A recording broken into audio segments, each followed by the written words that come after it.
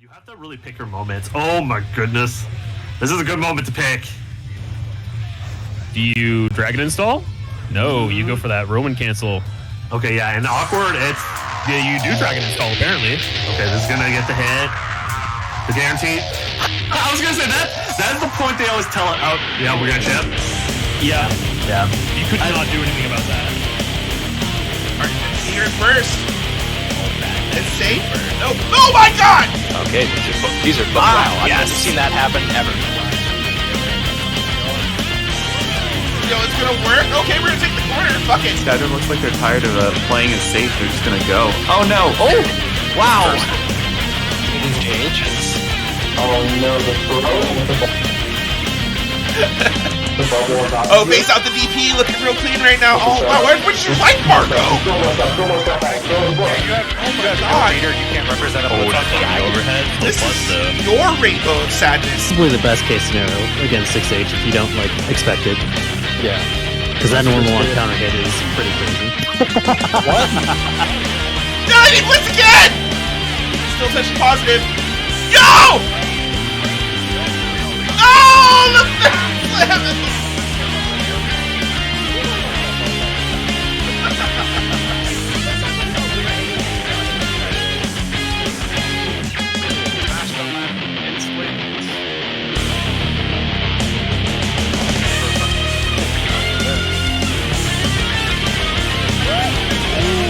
I mean, since JP is also 6B is also called. Definitely. There's been a handful of. Oh, nice. Yeah. What happened in this round?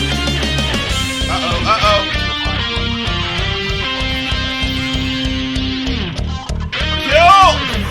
Often made, just safe. Like, what do you do? Yeah. Oh, that was cheap.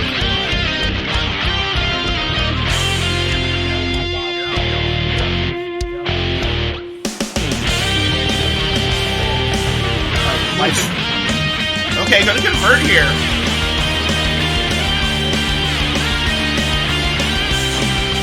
No way.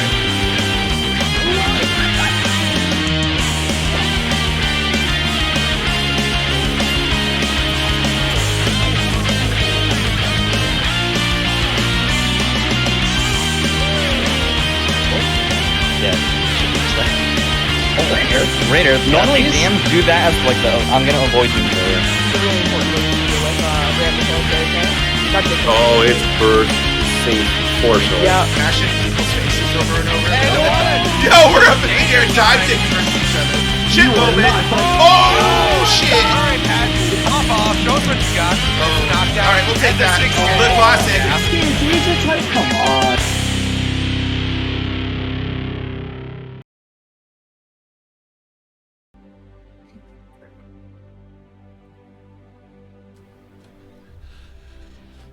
Good afternoon and or evening, everyone. Once again, this is my favorite time. This is my favorite turn to say for this month for Hellfire. It is Hellfire. Really excited to be back here again with y'all today. We've got a great bill in store for everyone. Not only that, great commentaries on set. Also, I'm joined right now by AA Landline and Perfectly Balanced. How's it going, both of you? Hey, how's it going? It's going all right. Going all right. Well,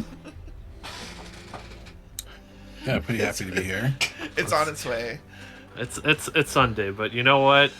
You know what shakes off the tiredness is the good old show matches we got here. The hype is going to be huge.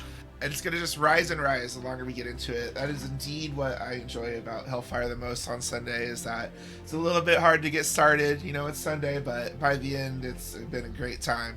And I'm going to go ahead and read off the card right now for y'all. Actually, right before that, I'll be talking more about it later, but we are supporting the West Coast Travel Fund today, and so we'll be going more into that in a little bit. And with that, I'll get into the card. We've got Black Eyed Bet versus Devonly. Really excited to have Black Eyed Bet on for the first time. They are a Sacramento local, and also a Raven player, so you know, a little bit prejudiced here, not prejudiced, a little bit on their side here, but you know what, Dubbing Lee is a fellow TO, so it's really hard for me to take a side, but I'm really excited to see these two fight and give a chance to both of them. Dubbing Lee hasn't been on for a minute, so I'm really excited to see how far their Jacko has grown. And of course, be sure to support the Training Mode Network, grown very successful, playing all sorts of games, so be sure to check them out. And not only XR'd, but running XR'd every other week. Love to see it. Next up, Chaotic Solution, Rev2 Discord, I don't know what to call it, member versus Morgan. As of course, the Rev2 Discord admin, always happy to support the Netplay warriors out there. Morgan, an offending champion, I think, actually won a lot of their Hellfire matches, so really excited to see their LFL. Always puts on a great show. Their their card this time when they signed up for about how good they were was like finally got down some combos, so excited to see that. Next up, we've got Joy, the Warrior of the West, the Heihun Menace, who will just air dash in your face with a YRC, not going to let up on you. But you know what? Versus a Slayer, Potato signing up for the first time. No idea how good or not they are, but you know what? They said they were in the middle, so we're going to put them there. Let's see what they got. Kimono adjacent, of course, Sturban. Last month's Hellfire Real Editor doing a great job buying their way into this month's Hell card by doing that real. Of course, that's not the truth, but holding it down for NorCal. We've got another entrant from the Rev2 Discord, and I've seen a little bit of their play lately versus Ray the Warrior, so really excited to see how this one's going to go down versus Zwei. And no, this is Zwei not Zwei not. Oh my god. Zwei is not Zwei not. So let's just, you know, establish that right now. I don't know. Have you ever seen both Swires in the same room? You know, I don't think I have. I think this is Way. Zwei? Gotcha. This is actually Way. Zwei. I mean, it's spelled differently. I gotta imagine it's Way. Yeah, alright. Next up, we've got Renho Soft versus King Jobber, and King Jobber, I believe Florida local, but also they do a lot of commentary work for, I forget the name, but one of the big Tampa Never Sleeps. Yeah. So, yeah. Always love their commentary work. Love their Slayer, so really excited to have them back on here. Of course, Renho Soft, now a Jam main, but, you know, if they had the chance, they will break out the Potemkin. But you do not get the chance here, so you're going to have to play on Jam for all these 5 games, but really strong player. Really excited to see them out here signing up and showing off what they got. All right, finishing off the first of 5s tonight, we've got Neil versus Frosted in a Soul versus Kai match, the classic. I mean, if you've been around a long time and then I played both these players, you will know these players. Both these players very strong on their characters. Frosted has been showing off how strong a Kai they are lately in a lot of these tournaments. You know, knocking down players like Usagi down to losers. You know, often ending up in losers finals, winners finals, you know, so hopefully this is going to be a good one. But you know what, to round out the night, we've got these 2 first of 7 exhibitions, and I'm just so excited to read off these matches. We've got Solstice, Hellfire regular, a Rocky So champion, one of the best players in the country, hands down, versus Sweet X Jam. I don't know, one of the best jams out there. This is a terror to fight, no doubt in my mind that this one's gonna be a great time. Sweet X Jam, of course, with a lot of experience versus the ARM, but you know, Ramfall players, you know, not all the same, so but that one's gonna be definitely a fun one, I hope. But, you know, it is one of those things where it could go, you know, either of these matches can go 7-0 or all the way. It's just kind of one of those things. These players are just too good. They're just too good. And to round out the night, we've got Davo versus Evangeline. And I am really, really excited to see this one. Really excited to see Evangeline show up, sign up. I have bugged Davo in person to join Hellfire. So, you know, I'm out there networking, trying to get people in here for everyone. Because I want y'all to have some good-ass Rev 2 in 2023. You know, we don't need that old stuff. We got new stuff. Anyway, it's been a fun time reading off this match bill. But with that, let's go ahead and let these players get started, and I will let you two take over. All right. So we're gonna be starting off with Black Eyed Bet and Dubbingly, Raven versus Jacko. And as a Raven player myself, definitely, very interested in seeing how Black Eyed Bet does. But also, Jacko was a character I used to play in the past, so I've got some fondness for her as well. So this is definitely an interesting set to watch for me. Yeah, this will be interesting because I know I'm so sorry, everyone. how much that Black Eyed Bet's been looking into the matchup. Right. Got some games with another NorCal kind of sackish local, so it'll be interesting to see how Dove adapts to this. Right. All right. You see, Black Eyed Bet making sure to kill the house at the beginning, and doing it again here, using scratches as their option. Yeah, that's interesting. I'm usually used to seeing Needle as the option because it kills like 3 houses at once, right? Yeah, it's also usually less commitment. But Scratch is going to hurt more if it hits. Oh, okay, we got the 3H knocking down. Oh, 5H PRC catching Black Eyed Bet off guard. Yeah, right here would have been opportune time maybe to throw some needles, but still in it. Oh, press the button, gets opened up by the 5D. Yeah. Knockdown. So knockdown. The last house? Oh, wow, good conversion off the minion, was ready. But no knockdown, also because of the minion. Okay, Black Eyed Bet got a lot of meter. Yeah, 100. Ooh, but you know what? An angle maybe? Oh, man. Yeah. Yeah, and right there we saw they both pressed 2P, but Jacko actually has faster buttons than Raven. Her 2P I think is 5 frames, Raven's is 6. Roundstar 5D, I can't imagine that's what you wanted, but Roundstar 2D would have been DP, so... Right. Oh, ooh, get done. Anti-air grab. Okay, double. Fills up the excitement bar. Ah, misses the 5H. Oh, there's 2H. And this round is looking very strong for Black Eyed Bet. Kind of swinging a lot of slower buttons, though. Okay, kills gets the the house, scratch. gets knocked down too.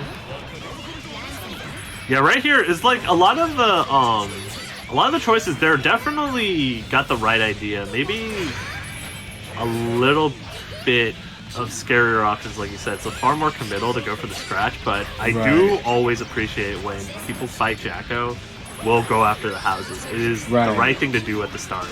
Exactly, showing that matchup awareness. And that awareness paying off, and gets a command grab, making a 1 round apiece. Yeah, it's interesting because I would say what I'm noticing a lot from Dove is he's going to like IDing a lot, and it's kind of like interesting to see how Black Eyed Bet's kind of like reacting to this. He's standing at a very like good range to be able to react, so we'll see how that goes longer the set goes. Right. Okay, starting the house. Oh, now this time not hiding, dash jumping instead, much less committal, but all the houses are gone. Oh, great, 2S misses the pickup. Yeah, it's kind of hard. Also, one thing is really smart for Black Eyed Bet to match with like something low committal there, because when Jacko picks up the house, she can't actually block. Right. So it's good matchup awareness so far from Black Eyed Bet. Oh, nice air throw from Dubbingly. And good stuff, letting the minion attack to keep them safe. Wow, and the air minion don't play. Again, they don't play. It doesn't matter if it was a normal, it puts you in the air. Okay, but the minions are gone now. Yep. 3 houses though. Oh, yep. And the air dash H seals the game for Dubbingly. And no burst from Black Eyed Bet either. I'm kind of surprised. Also, the one thing I'm noticing early on is very conservative with the meter usage. Yes. Definitely kind of the exact opposite, is using meter a lot for these big bets. So we'll see how that works out for him. Right. I would say that right now, that meter usage is probably what's pushing it in Dubbingly's favor to start off. Yeah, right now it really feels like a game of inches between these two. They're very evenly matched. Right. Oh, okay. I wonder. Is that something you're going to be interested in? Oh, burst, yeah. Good. Guaranteed burst point. Nice 2-way. It's going to kill the houses. Something we're seeing that I'm not sure if Black Eyed Bear's aware of is that those space 3Hs plus on block. Right there, plus. And I don't think Black Eyed Bet is aware. It's not very intuitive. Oh my gosh, the low crush on the 5H. Yeah, but not the worst, though. It Not wasn't the counter worst. hit like starter or anything, interestingly enough. Oh, Okay, here we go. Not the super. Gonna be able to glide? No, just goes up to the dash. Okay, yeah, Definitely, expecting ID. yeah, definitely hasn't been representing the DP too much. So right now, the simple meat is paying off. Okay, oh, no punish. Ooh! Ooh, Shakes out. okay. Got a lot of meter. Yeah. Gonna end up using it, though. With Aegis on the field, it is a little bit weird because you can't just do needle wire C since it won't do anything. Right. Okay, but puts the houses away. This could be bad. Yeah, I was gonna say this could be really bad because you got nothing protecting you right there, and it's kind of risky to try to send in the houses. Now is the point where you have to make the decision: are you gonna try to fight the house, or you're gonna try to kill Jacko? And you can't. Yeah.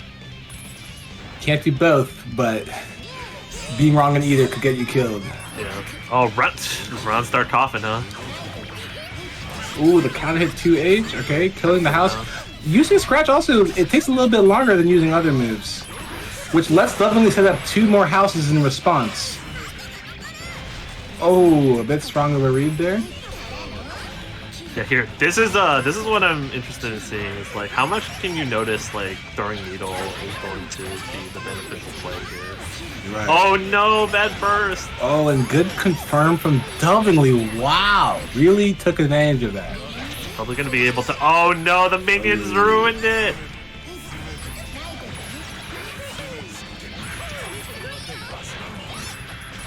The tick throw hasn't represented that yet.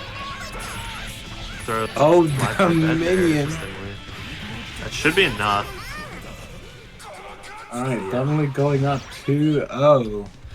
I do like how they are slowly revealing more and more cards, right? We didn't see a tick throw until game 2. The end of game 2, no less. Yeah, it's interesting right now. It's a first to 5, so you definitely have a lot of time to kind of read your opponent. So Right. The question is, do you want to, show your cards early, try to like get them out of there, right? Like kill them fast, or do you want to like build on top of it? And right now, though, Black Eyed Bet's kind of showing his hand a little bit, saying, "No more. The patient game is not working for me. Yeah. I got to go in." Yep. Okay, yep. Backing off from the Aegis. Now Aegis is gone. Oh, it's back. But now the timer is fully run out. Oh, that was a scary burst. Okay, 2H clearing out 2 houses. Nice. Only 1 left. And the counter hit 2H. Okay, good chance to kill the house. But now here's your dilemma. Sometimes if you spend too much time on 1 house, Jacko can actually replace it with 2. Right, and that's why Needle's such a good choice, right? Because then you can clip her trying to set the house. All right, this ain't going to be the most damage. It's going to kill the house in front of him, though. Yep. The YRC? No. Okay, this should be enough, right? Yep. A bit risky of an air combo there, but it does close it out. A much better round there for Black Eyed Bet. Oh, first time using stance. Yeah, see, there's the other thing, right? By going in with 2H instead of a needle, you open yourself up for a whip punish. Exactly, yeah. Oh, it's aimed with Scratch. IED punishing these, and there's the plus on block 3Hs. Oh, okay, no anti-air from Lovingly. Probably for the best. I don't even know if that would have worked. Okay, we clocked up. Okay, 2S, interesting choice. Go for the slide. Okay, first. It didn't really have to. It's a bit of a Cali burst, but we'll see. Momentum, Jacko momentum is real, and Jacko tends to extend things unless you're really in a bad situation like this. Right. I get the reversal super again. This will clear out the minions. Oh, That's and it. it reaches. Yep. Yeah. If you commit, it'll get you. Yep, and it is invul until it goes active. So if you try to meaty, a lot of times you'll whiff through it.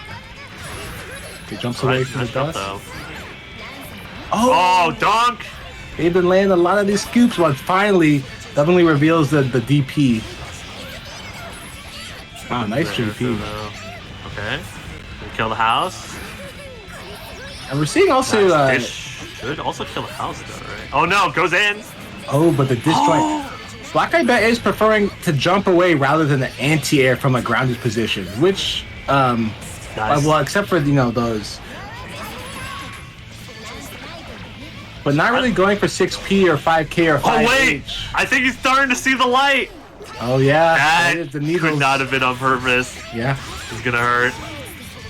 Oh, but Aegis now. Ooh. But yeah, when you jump away, instead of anti-airing, you give Jack kind of a chance to joust for position on you. Plus Cavados, alright, went for the overclock. There's a minion behind you. Nice dodge. It's clipped there, but this is still not easy for Jacko. Yeah. RC, Okay. yep, throw. Oh, but the minions covered lovingly. Oh! That was a really ballsy play, like picking up a house in the middle like that. Your opponent can definitely mash, but Yeah. this is pretty tough now. This is kind of an obstacle course. Okay, this is your chance. That's it! Oh, the Jacko nerf! And the Jacko nerf, and also we're seeing how detrimental burst can be on Jacko. Like, if you burst her minions just poof, go away. So it is actually pretty important for Jacko to avoid getting bursted in situations like that. Yeah, and there's like parts of her combos that are just straight up not like burst safe whatsoever, right? Like if you just throw out a 5H or a 2H or something, it's just like, all right, guaranteed burst points here, and now it's my turn to go in. Good blitz. Yeah. Both of these two are definitely going for like real like massive reads. Like that round start was a 4D again, was to check the forward dash, but it was an interesting choice because like Black Eye Bet had not been representing it, so it's like it's kind of showing what you're worried about in the matchup, but not so much what they're doing, right? Right, exactly, which can be really detrimental against strong players. Yeah. Okay, the OTG buying some time. Good tech throw from Black Eye Bet. Oh, too far this time.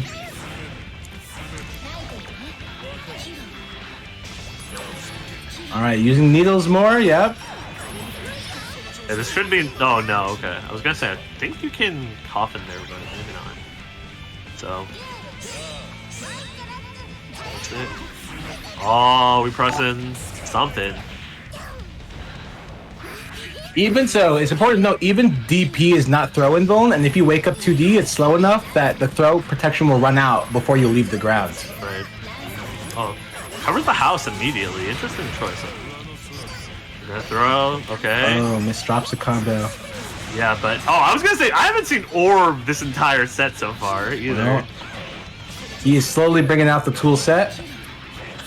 Oh, the 2H gets tagged. Another thing about 2H. Oh, nice throw from Dominally. Okay. Good blocks. Oh, nice mash. I think the thing that's really gonna be huge in this is like you mentioned earlier, both players have been like showing their cards like intermediately. So like if they both can keep the matchup close, right? It'll be really detrimental when you finally show something they haven't seen all game. Oh, the burst block, and on the right side too. It's gonna be tough. Like, Double's gotta close this out, or it's gonna be really tough. But again, Black Eye Bet jumping instead of staying in a position to anti-air. Oh, no! I don't think he knows. Okay. Countdown. Okay, FD block. Not too bad. Going in, probably. Oh no! Missed. Still too slow, and the life lead is. Oh!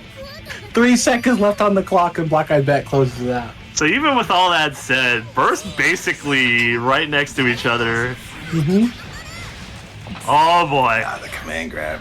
I think we're starting to see like we might need to sit down, get a nice drink, stretch it out a little bit because I think this is gonna be a long one. Especially these two characters, both snowballing characters, but a little bit unstable. But when they get going, they get going. Yeah, for sure.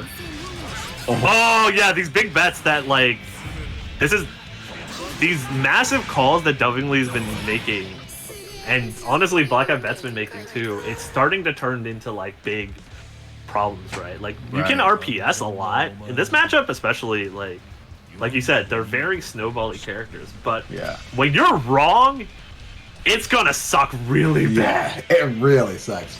Both of these characters, like, they kind of don't have the greatest defensive options to deal with each other, right? So when one of them's on the back foot, it hurts. Yeah, for sure. Oh, nice DP. It's 2-2 right now. 2-2. Oh, the low crush on the 5H. All these things coming up to show why 2H can be a bit more committal. We'll see if this sways Black Eyed Bet's decision making, but it seems like it has not yet. And that one especially, like, there was no punish, right? Just basically completely whiffed, so... Oh! The 5, I know it was a super match, so let's get 5H first, and listen, it pays off. Yeah, for sure. Ooh. And again, not anti-airing from their position, jumping instead. Oh no!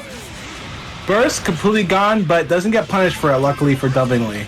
Yeah, Dub's in bursting a lot on those 2Ds, and 2D is a really annoying thing to burst. I can say from being an idiot who bursted myself constantly, but like, you can kind of tell how both of these two are feeling right now with their decision making. It's a very intense set, and it's understandable. Oh, the cross up on the J2D? I don't think that's gonna kill, and like I bet gets a hit. This is gonna be huge. Yeah. Okay, needles. Ooh, there's a hit. Clears out 2 of the houses. Yeah, One of them. Ooh. Yeah, the K house is in the back. That's the one with the minion with the stick. Yep, that's the multi-hit one.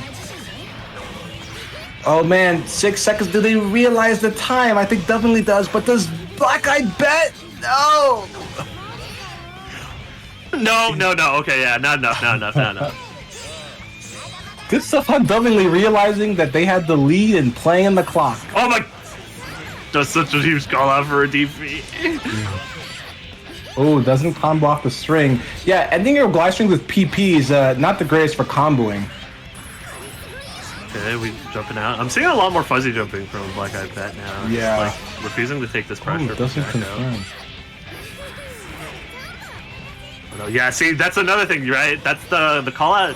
He's making that call out a lot lately. He's expecting Dove to like ID out. And Dovingly has noticed this, not IDing as often.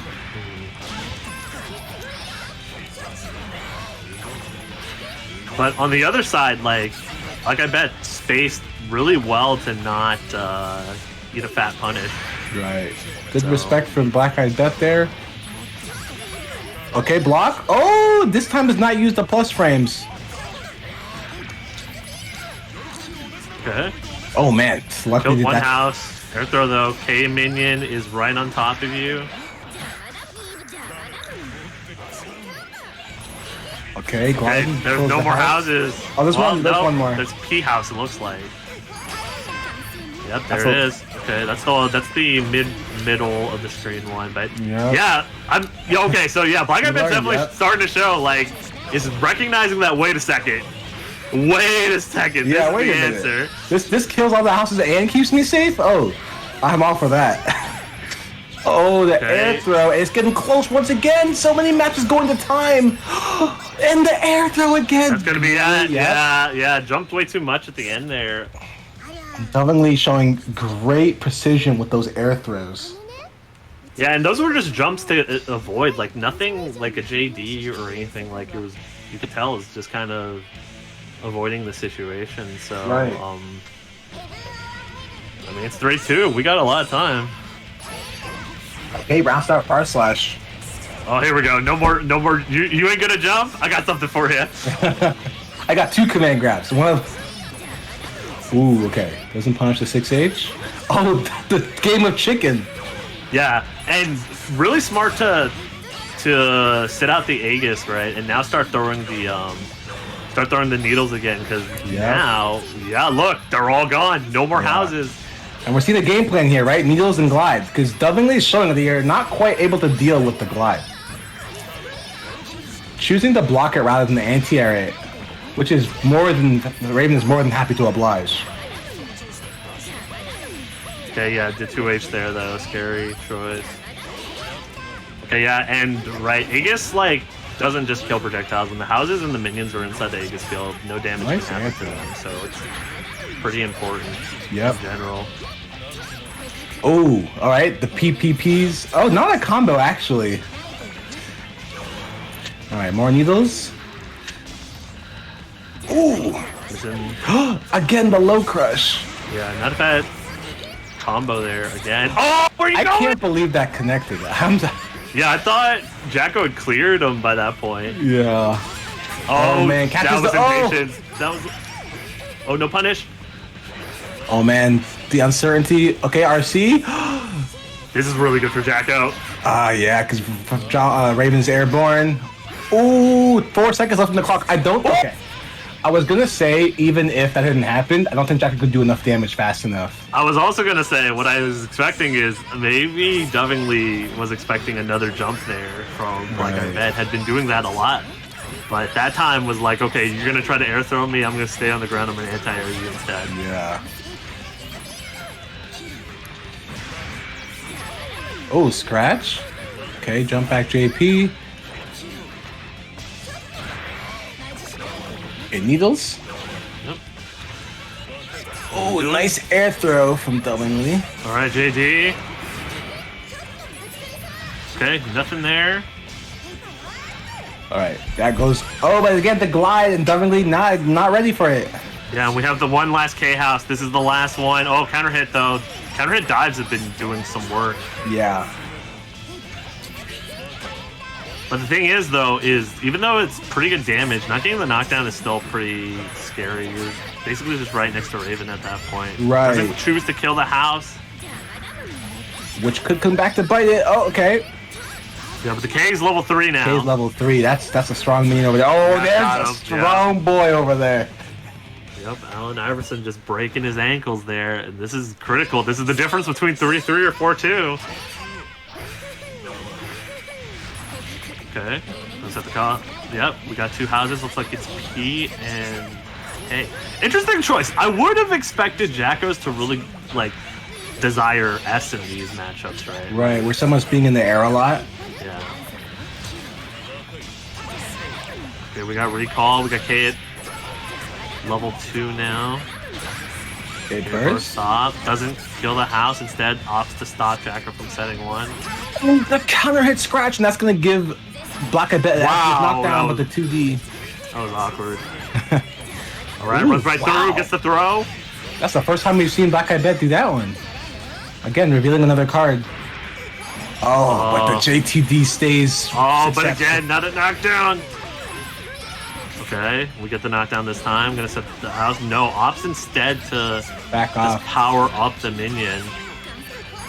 The glide! Oh, wait a second. Oh, OTG Let's get the scratch. The DP, and was counter hit 1 hit. That actually was a very good for Dovingly. Yeah, at this point, air throw. I was gonna say it's.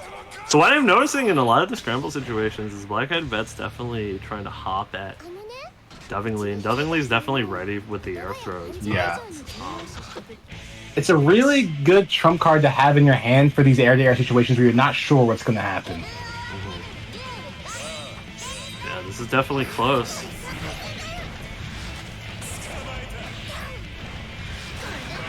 Oh, the gold burst attempt blocked, but it does give you always a refund. Oh no! Oh, yeah, not he's super excited. But this won't give you the knockdown though. Yeah. Okay, just doing JD, no follow-up, no dive that time. Good YRC, avoiding the fireballs. Good awareness. Protecting, but it doesn't matter. It should be enough, right? Oh no! No, because they're not. The combo they're using is not the best for damage. Or knockdown. But gets it though. But gets it, yep. Gets it. A 2H scratch. Oh, just pops out of there. Alright, they've had enough. Command grabs. Oh, but let the house live again. Yeah. Okay, hits the glide again, but not confirming off of these glide combos. Yeah, and I think what maybe Black Eyed Bet's been noticing is he's definitely getting the hits. Like those glides have been paying off in terms of just the hit confirm. Right. They haven't been paying off in terms of like the damage. So Yeah. maybe that's like coloring the expectation that if I can just get the combo, I'll do more work here. Right. But it's a risk. Oh man, I know he wanted to hit those houses, but those minions guarded their property. Oh, no, too far. Yeah. Should have went for a scratch, I think. Or the other super. That's the rare case where the other super is a good call. Here, okay. Actually, yeah, I was gonna say Dubbingly is gonna have to move in because you don't want the S house to die because that is the anti-air house. The magicians will always active if the opponent's in the air. And also level 3 on all the houses. Gonna get a combo from the super. This is looking really bad for Black Eyed Bet. Oh, they're mobbing him. Yeah. Okay, this is set point. Yeah, set point. Can Black Eyed Bet dig deep? Good block. Jumping. Oh wow, the JD caught Black Dubbingly. Yeah, you cannot block when you are holding a house, and especially when you are IADing. There is nothing you can do there. We're no longer going for the houses. This is not what I want to see. This is actually the opposite progression. Yes, sometimes desperation works in ways against you. Okay, gets the P scratch. As long as he gets the hits, it won't matter the minions won't be alive. But wait, but here's the thing, backing off and using the needles. Oh, and now those houses are gone. Well, one left.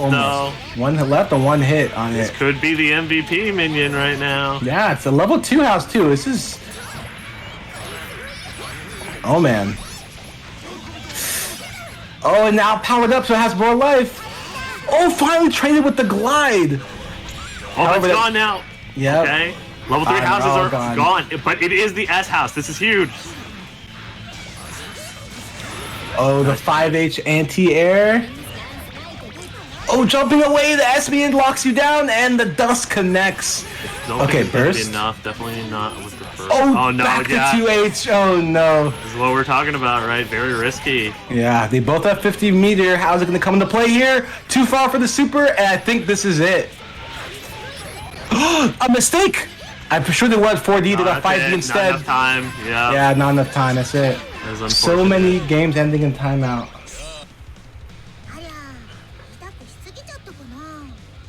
Damn. Good stuff to both players there. It was an exciting set to watch. Dovingly did seem to have the more stable plays in some scramble set situations, like the air throws on the air to airs. Yeah. I think a lot of it came down to like needing a confirm off of glide, to be honest. Right. Like, a confirm off of. Sorry, you go. I'll just say confirm off of glide, and I'll say off of the command grab. Right. Many times, not quite getting the highest damage combo or getting a knockdown. Right.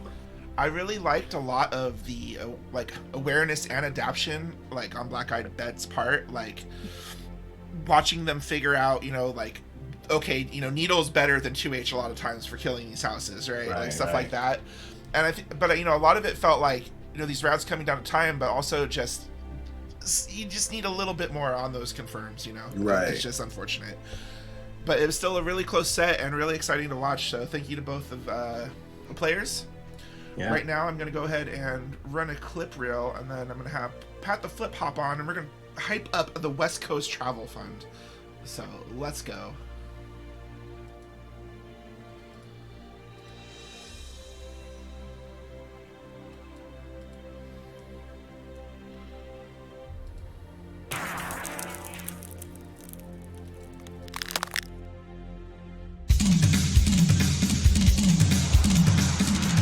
on a seasonal event of Macarosu 82.99. Yep. Nice hit here. Okay, there we go. Tuner ball. Where's the mid? Yeah, and try to load when you have you're like, so I'm just that's not. Now you put it like that. People think the players that good now because. Oh my! Oh god. Well, I'm sorry about your accident. Yeah. Like, oh, you got kind of hit. Yeah, you got hit by police. Alright, put the grinder. Conduct. That was so good. That was so good. Give me your meter. Big block from Kedako. Run up, throw off the projectile. Boom, it's blocked though. The burst is on there. The burst went. Yeah, he just had the flip coming up. Okay. Oh no! Oh, yep. That's gonna hurt. It's fine. His left shoot is blocking there. It's not. He doesn't care. I'm getting that corner. And Alan has 50 meter here. Oh, this is it. This is it. It's over. Yeah. Okay, you're going in. Keeping it tight. Keep the ball. Knocked down into the ball. It's a throw. Get it to the rim. Are you kidding me? Who you madman? Okay, goes up. Balances wide. Shoot it ball. You could get chipped. Could get chipped. You are chip ring. Oh, no! I told you to head with a throw. Oh, it's the grip. Oh my God. Oh no! That was gonna go anyway. Might see anyway. I can.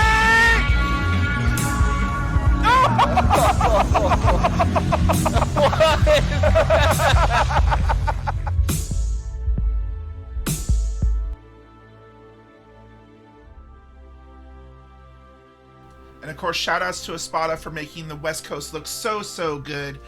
That's such a great clip reel to watch, and it just gets me hyped. It's so good. Oh, hold on a second.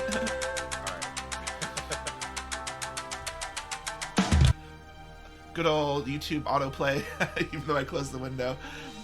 What did it autoplay? Oh, it looks like the Iron Man challenge was coming up. Okay. So. Hell yeah. Adapt.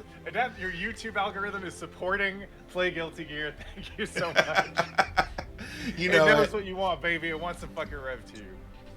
And what is up? We've got Pat the Flip on mic. What's going on, Pat? What's good, y'all? And what's up, Hellfire? It's good to see y'all again. It's been a little bit since I've been able to tune in, but man, last time. So before I talk about the travel fund stuff, last time at Hellfire, y'all raised about $1,000, which ended up, I think at this point it's about half of our total reserve on deck for the travel fund. But that helped us send I'm Not a Sandwich an 8 or 9K to Frosty Fausting, so we were able to get some SoCal love up in there for Frosties. Y'all saw him in the highlight. It is super sick to be able to travel for fighting games. I think it's one of the coolest things that you can do. I actually just got back from EVO Japan, and it was fucking tight. It was super cool just to be able to interact with folks there. Got to play Exert at Shinjuku Sportsland. Got to play a bunch of CBS2. Like, traveling for fighting games is just so cool. It's a great way to, like, I don't know, meet other people, right? Like, if you're just going as a tourist to some place, just want to check it out, that's cool. But that might be a little bit bit harder to, like, meet folks and really get to know people there, interact with the culture and anything other than surface level. So fighting games are just one of the coolest ways to travel. And Combo Breaker is particularly special to me because it was Combo Breaker and Frosties that would run when Rev 2 was like one of the main tournament games, and Frosties and Combo Breaker would have hella casual setups open to, like, 24-hour venue, that kind of stuff. Like, that was where I learned some of the most. Like, before I was really grinding Rev 2 like that, I would end up playing Rev 2 a lot at, like, the late night sessions over there. And I remember just, like, boys scraping me for 30 or 40 games in a row, or Mystic.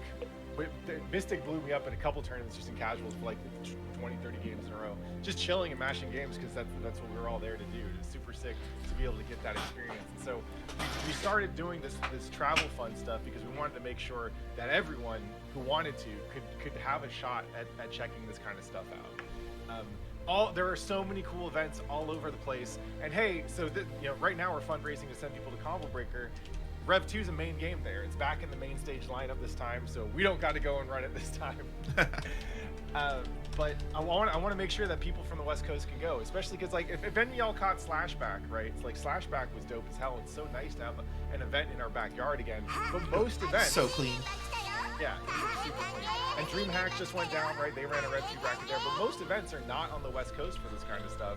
And so making sure that our homies, you know, and our local training partners, our friends, can get the matchup experience of traveling somewhere else, finding a whole new pool of people to play with.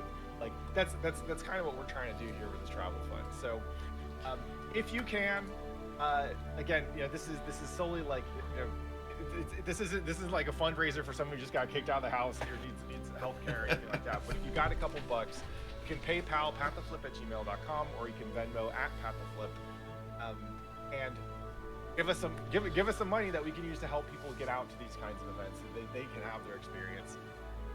And the priority for funding goes, the way it goes is we prioritize players on the West Coast. If you've never traveled before for an event, if you've never been funded before by the travel fund for an event, those tend to be the kind of the top 3 things that we look for. But frankly, like I guess one, this is not just for strong players or good players. Like if you're new to Rev 2 but you've been playing in our events and you've been playing a bunch of games and whatever, like, and you want to go, this is exactly the kind of thing that you should apply for if you need funding to get out, right? It's not about sponsoring players to represent the West Coast. I think some people might have that impression that that's what this is for. Absolutely not. We'll fund strong players, but we'll also fund players who are just like been active in the scene, just kind of getting into Rev 2 and think it's cool, right? So we're actually in an interesting situation now where people have been very generous with donating, but there actually haven't been as many people applying for funding help yet. So please, if you think you're going to go to Combo Breaker, I know it's like a month and a half away, so people got to get their travel stuff, you know, plans and stuff together. That's why we're doing this now, to make sure that people can still get like reasonable prices on tickets and stuff. But if you want to go to Combo Breaker, it doesn't matter about your skill level. Just if you want to go and you need a little bit of financial help to do it, just go ahead, fill out this form. I linked it in chat. I'll bump the link from time to time, and we'll try and get you. I think we've been trying to get people to fund up to 50% on their own. So if you can pay for half the trip, then we can do our best to cover the other half. And actually, like, I know this has primarily been focused on West Coast players, and then will continue to be focused on West Coast players. But if you need some money to get out to Combo Breaker and you're not on the West Coast, feel free to shoot your shot. You know, the priority does go to West Coast players, but if we have extra funds left over for this, then I mean, it's you know, maybe we can toss you some money. Other than that, if it's not Combo Breaker, we'll be doing this again for Evo. So yeah, it's super cool to see the community get together and help each other travel. But I want to make sure that the players who need this the most and could benefit from the most also don't feel any hesitation to apply, right? We're getting this money together because we want to help y'all make it out to events and level up, right? I learned so much going to events, especially early on, and I want y'all to have that experience too. We all want you to have that experience, to understand what it is that drives people to do things like organize brackets or run this awesome show match card or do all this cool stuff for the community. You really feel it when you're there with the community, so we want to get you there. So yeah, that's the spiel. I'll bump this every now and then. And I forget, Adapt, are you still running the updates during Hellfire and like, oh, this is how much we raised, blah, blah, blah, blah. Oh yeah, definitely, you know. I like to let people know. Unless it was like, unless we just hit target, then it's like Yeah. No, it's I was checking because I'll be monitoring the accounts and stuff like that, so I'll let you know when we get more in. But I did want to mention that just announcing that we were doing this on Hellfire already brought in $200. So you wow. Start us up at $200. Yeah, it's folks are just super generous and it's super sick to see. You know, like it's honestly, this is one of the things I love the most about the Exert community is like maybe it's because we came up with delay base, so we know we got to get each other's backs or something. I don't know what it is. But what I found is that if you lead with generosity, people will reciprocate with generosity. People have been super generous in the Exeter community just in general. And this is another way that we can both, you know, like come together, raise funds for something that's important to us, but also invest in our new players, right? Invest in the players who have been putting in that time and want to play the game a lot more, but just can't make it out on their own. You know, we want you to get that support. We want you to know that we're here for you. So yeah, if you got cash, send it over to PayPal at pathflip@gmail.com. On Venmo, it's at pathflip. But honestly, if you just want to apply because you need some scratch making out to Combo Breaker, please do. Please do. I want to get more people traveling out to these events, and then hopefully what happens, you go out, you have a good time, you're like, dang, I want to do this more often, right? And then maybe someday you're in a position where you can help contribute to the fund, send somebody else out. That's the kind of stuff we're trying to do out here. So yeah, I won't keep on droning on and on, but I'll be around in case you need me. I'm looking forward to the rest of the fights out here. That first one was amazing. You really know. you know how to set up the card to really give me a long ass lead up. You're like, oh, maybe Pat's gonna be late. We're gonna put the jack on first. Yeah, yeah. The fine seasoning, the skill of having run so many show cards now. It's just like you got to figure out how to place them. Where do they go? Almost. Yep. It's like building a Jenga tower or something. So yeah, thanks y'all. I'll go ahead and hop off the mic, but before I do, I just gotta say, hey Joy, win or don't come home. Let's go. Peace. Called out. Thank you so much, Pat. Real quick, just on my own end, like Pat was saying, we organize the West Coast Travel Fund, but it's not for the top players. They can apply, but if you are new and you haven't been, you are top priority, and I'd really like to encourage you to just take that step forward, even if you feel a little bit hesitant. Personally, I really wanted to travel for a long time in my life, and it wasn't until my early 30s where I managed to start going out to events. And I was thinking about this earlier, right? And it's a really kind of silly way to say it, but it wasn't until I went and traveled where I realized that the thing I wanted to do was the thing I wanted to do. That like, this was the life I wanted to go pursue, playing Guilty Gear and the fighting games, and so just really want to say, shoot your shot. With that, we had a substitution. We have the Mythic J coming in so clutch 10 minutes before I even knew. So thank you so much. We're going to have him fight Morgan, and I'm sure this one's going to be a great match. So I'm going to go ahead and let them know they can get going, and we're going to get back into these show match card titles, whatever. We're going to get back in the matches, y'all. All right, yeah. All right, here we go. We got Alpha versus Kai. Yeah. I know you know many a thing about this matchup. I hate this matchup. I hate this stupid character so much. There's definitely a lot of annoying things about fighting Kai. I think like the key to this matchup is going to be patience. Kai can definitely just blow you up for being impatient against him, right. Especially when the Kai player is really like aggro. So we'll see how this goes. I'm curious because obviously this is a very last second change, right? It was originally supposed to fight Slayer, which is a good matchup. This is not a good matchup, but I do vaguely remember Morgan having fought a Kai in the past, so we'll see. Okay, that's the right thing to do. It's just a little bit hard. Okay, nice. Yeah, just take it easy at neutral, right? Yeah. Take it easy at neutral, and also be smart about like how far you are from the DP. Right. You saw early on, went for like not a safe jump, but like a safe away from DP. Oki, so. Right. Okay, throw, be careful here. Thread the needle.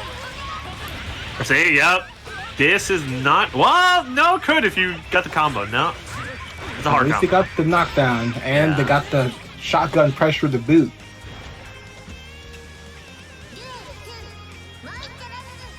Okay, the mutual backdash, respect.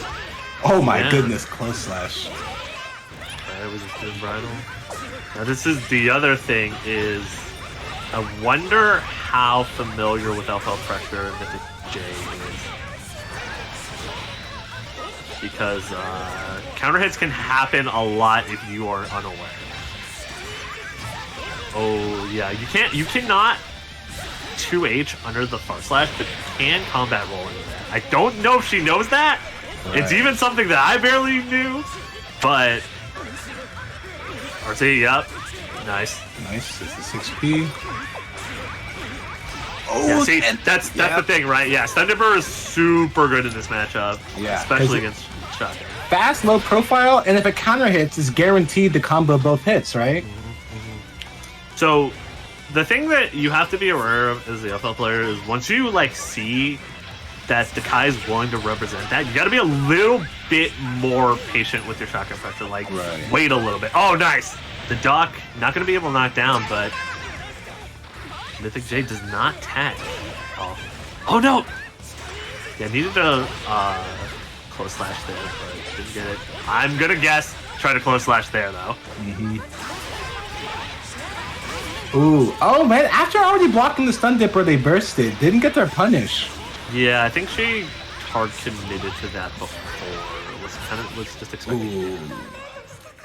So this is going to be the interesting thing. So in this situation, it's really good to pull out the sniper rifle because there's nothing Kai can really do to you at that range that like is super scary. But like, part of the thing is getting used to it, right?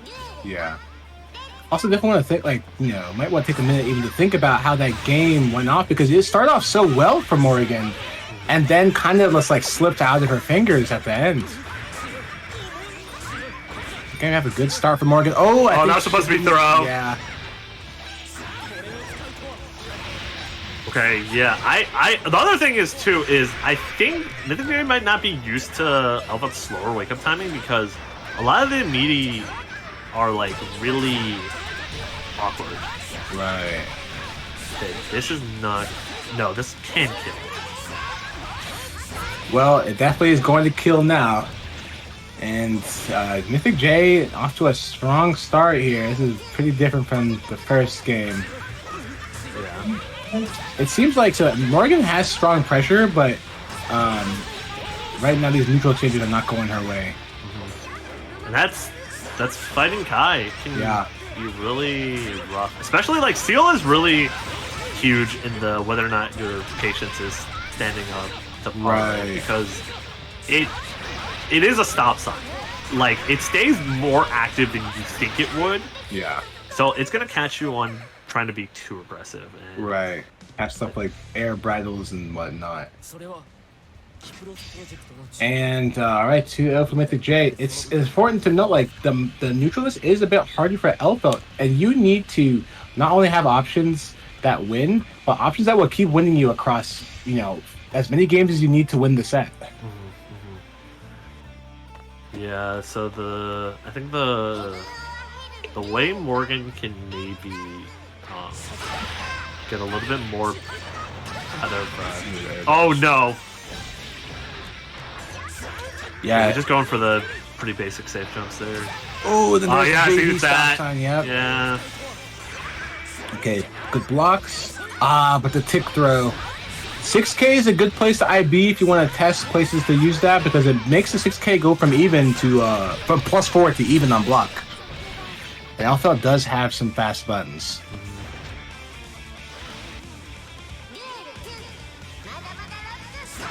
Oh, the round start 2D. Yeah. But again, just the oh no, yeah, you got it. It's too big. Yeah. 2H can look fine. I'm not under that. Yeah, she's betting a lot on 2H. And that's one of the things that Kai can blow you up for. It's like, think about.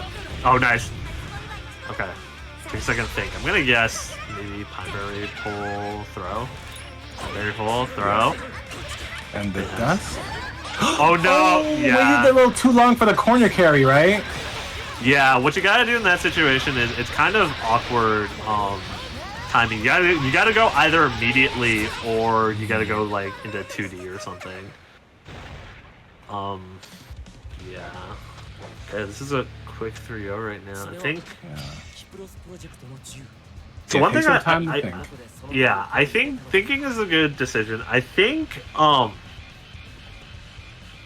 maybe I think a lot of the problem is that it's like the big bets are really not Yeah, paying not- off. And it's like Kai can just do a lot of damage out of nowhere. Yeah. Oh, definitely. It seems like going for commitments, 2 strong commitments at neutral can definitely open up to getting counter hit, which gives Kai big damage. Oh, JD I love it. Sometimes, it gets you hits like this and like that. 2, 3. Okay. Okay. Nice. Okay. This should kill. Oh no, you did. the Okay, yeah. The problem mix was charge. didn't wait. Yeah, didn't wait to charge. You know, whatever. We take those. All right. That worked out very well. It was all, however, it was very explosive. So I'm interested in seeing how that keeps up. Yeah. Oh yeah. 2D. Nice mash out. Okay. And the Bridal Express is Mythic J really trying to anti-air, which is actually biting them. Yeah, that is a. I'm gonna tell you right now, that's a really scary thing to show your hand to LFL because like, these are delayed bridals are scary because they hurt a lot. But when you start throwing in Pineberry pulls in there too, it gets even worse. Yeah. Okay, yeah. See, the low profile is like doing gangbusters right now. Okay. Wow, I didn't even know how anything hit there. Okay, nice escape. I like that a lot. Okay, I'm gonna guess that was supposed to be Sniper. push, yeah. The far slash whip. Oh man, this is kind of scary. Vidya has Good block, 50 meter. Okay, jumps away. Yeah, And see, yeah. right there, yeah, got caught trying to anti-air, but again, it's like Bridal and Pineberry will stop her in the air. Yeah. Okay, we're thinking about it a little bit, I like this choice. I mean, scrambling with Kai is not the worst decision because, like, you're alpha, you're gonna do a lot of damage, but... But you have to be right. Yeah, you gotta be right. And Kai has more range than you, so you have to be kind of more right than he is. Yeah. The other thing is she's going for 2S a lot, which is good. I like that choice. It's just that you also got... Oh, no, yeah, once again, 2H is not going to pay off here. Yeah. Okay, YRC to stay safe this time. Okay, nice. Goes back to neutral. Throws the grenade. Okay, the seal. Does the grenade remove the seal? Normally I don't see that, but... Oh, good match there. Yeah. Stop sign. Oh, okay. VT loops into the knockdown. Very good for Mythic J. 50-50, and that's it. Yep. Doesn't even have to spend meteor on that setup. But the one good thing is it's a quick round, so Burst is going to come back from Morgan. Gonna have to... Ooh, trying to mash. I think that was supposed to be Bridal, but it's fine. Good adaptation. Okay, I like this. I like this a lot, actually. Oh no, kind of double down, even though it was OTG. Yeah, I think those 5Hs were supposed to be a reload, but, you know... Yeah, it's important to, like... now. Yeah. Ooh, another Bridal. And the counter hit 2S. Mythic J definitely mashing a lot and getting counter hit a bunch by these interactions, but the Stun Dipper does work out. That's the burst. Okay, it's plus. Yep, here we go. Time to guess. Oh, the You're throw. dead. Oh no! Too early, yeah. Yeah, 2S is doing work right now. That's another counter hit. And here's the thing about 2S. 2S 2H is really good if you're close, but this is something you gotta remember if you're the LFL player. It will always force them to stand, no matter what on counter hit. So your 5H will never whiff. It does not matter if they were crouching or not. Whatever it hit, it's forcing stand state. And that gives you a chance to like actually wait and counter hit confirm instead of having to always quickly dial into the 2H, right? Right, exactly. Like right there. Force them to stand. Oh, and that Stun Dipper. Frame trap. Good Oh, shot, 5D. Okay. Maybe it was going man. for a tech throw. Okay, Morgan's got to go now. Ooh. All right. Oh no, we Nice broke blitz. blitz. Okay. Not a counter hit, so... Oh, the trade. Did they even trade? Yeah, Yes, it it did. did. It did. But Morgan could not afford the trades there. Yeah, I think it's 4-1 now. 4-1, yep. Okay. Yeah, I think the thing is like Morgan's definitely getting a lot of the situations where she's like getting good pressure. It's that gotta be the thing about shotgun. A shotgun is so strong that you like your layer 1 is super strong, but Kai can deal with your layer 1 really well. Right. It's that layer 2 that forces them to do something risky, like a stun dipper, where shotgun shot. Kind of yeah. Oh, it doesn't. 2S does not actually give you crouch confirms like it does on Far Slash. Yeah. Unless it's counter hit, so that's the thing. Oh, nice close slash anti-air. He gets the not knockdown from that. Yeah. Oh, the JH, the long arm of the law coming out. Okay, not the worst, but yeah, went in. Oh, frame trap with this shotgun. Trying to, that's it right there. Yeah, that was delayed enough that it wasn't. And it's also plus because it's shotgun P. Ooh. Nice conversion. Oh man, oh this is scary. Yeah, not gonna get the knockdown though. So that's plus. That's it. Yeah. Something I've noticed that Mythic J isn't really dealing with the shotgun S very well. Kind of letting it happen a lot for free. It has some startup, but also it's even on block, -4 if you IB it. So, if you IB it, you can usually throw it on block. Yeah, if you IB, you can throw the thing that comes out next. But it's kind of tough because it's happening in these situations you're not used to, right? Usually, you don't see a lot of shotgun S in neutral. You usually see it in the corner. So, maybe not used to it, but... Ooh, nice XP. Oh man, Morgan trying desperately to escape back to neutral, and Mythic J is not letting it happen. Okay, but now we're finally back. Yeah, but lets it happen there, and this could be huge, but... Okay, gets the knockdown. Oh, burst into the corner. This is a huge bet. Oh, okay, no, get some knockdown, but it was a bit more awkward than she wanted. Okay, yeah, this is huge. This is set point for Mythic J. Set point for Mythic J. Yeah, see there, that's what I'm talking about. It's not close enough. Yeah. Oh man, the hair down buff slash debuff. Yeah, it's a debuff because he's got a weirder hurt box. Yeah. But... Shout outs to discovering this post rollback. Yeah. Oh no, yeah, that time. Yeah. Oh no, now we're looping. But oh no, we're looping knockdowns. Okay, but doesn't get the grinder. Okay, so hits is huge. DP, and that's a ground DP, so it's gonna give BT loops to a knockdown. Okay, good match out. Okay, JDYRC. Oh, green sever. Okay, this is huge. What do you got for the lobby? Good confirm. I'm not gonna say anything. Yeah. Yeah, no, it's just... Wait! The drop! Plus frames? Oh, 16! Okay, I was gonna say, I'm not gonna say anything because I know you can actually kill in that combo, but it's hard. I could feel it. I could feel like Arrow's like, whoa, you could definitely do more damage, but you know what? You got it. Look, it took me like 3 years to learn that combo. Okay. Woo! Wow, what a banger! All right, yeah, 2-4.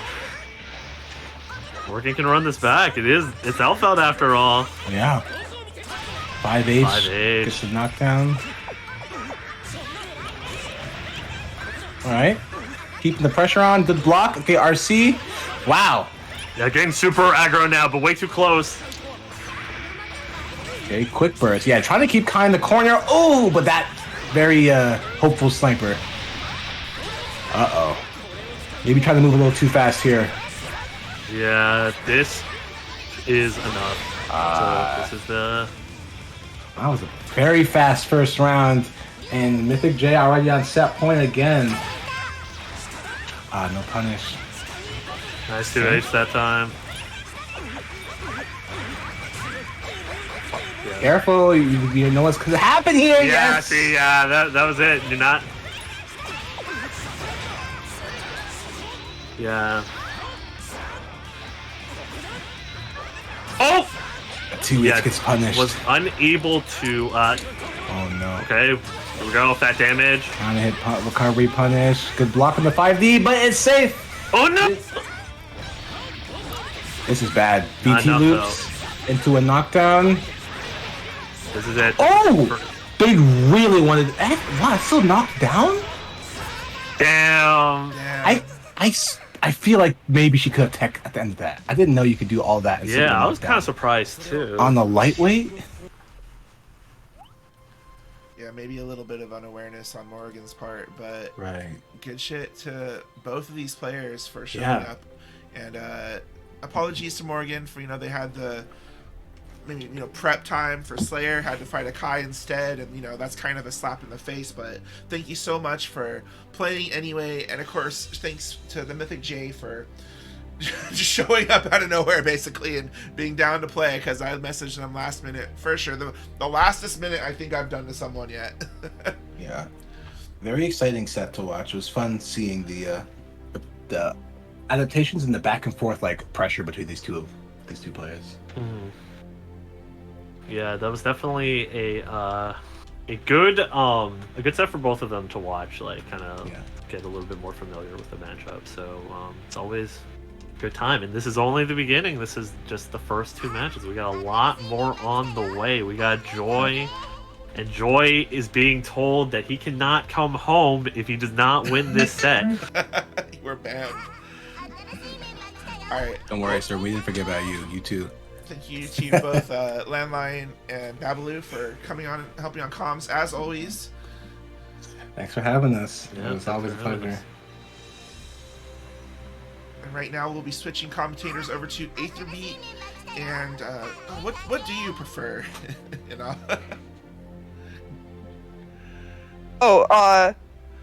As your tag, I'm sorry.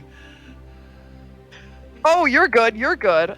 I generally am inclined towards green. It's just kind of like a branding error on my part. There's an old username that I forgot to change in the server. That is all.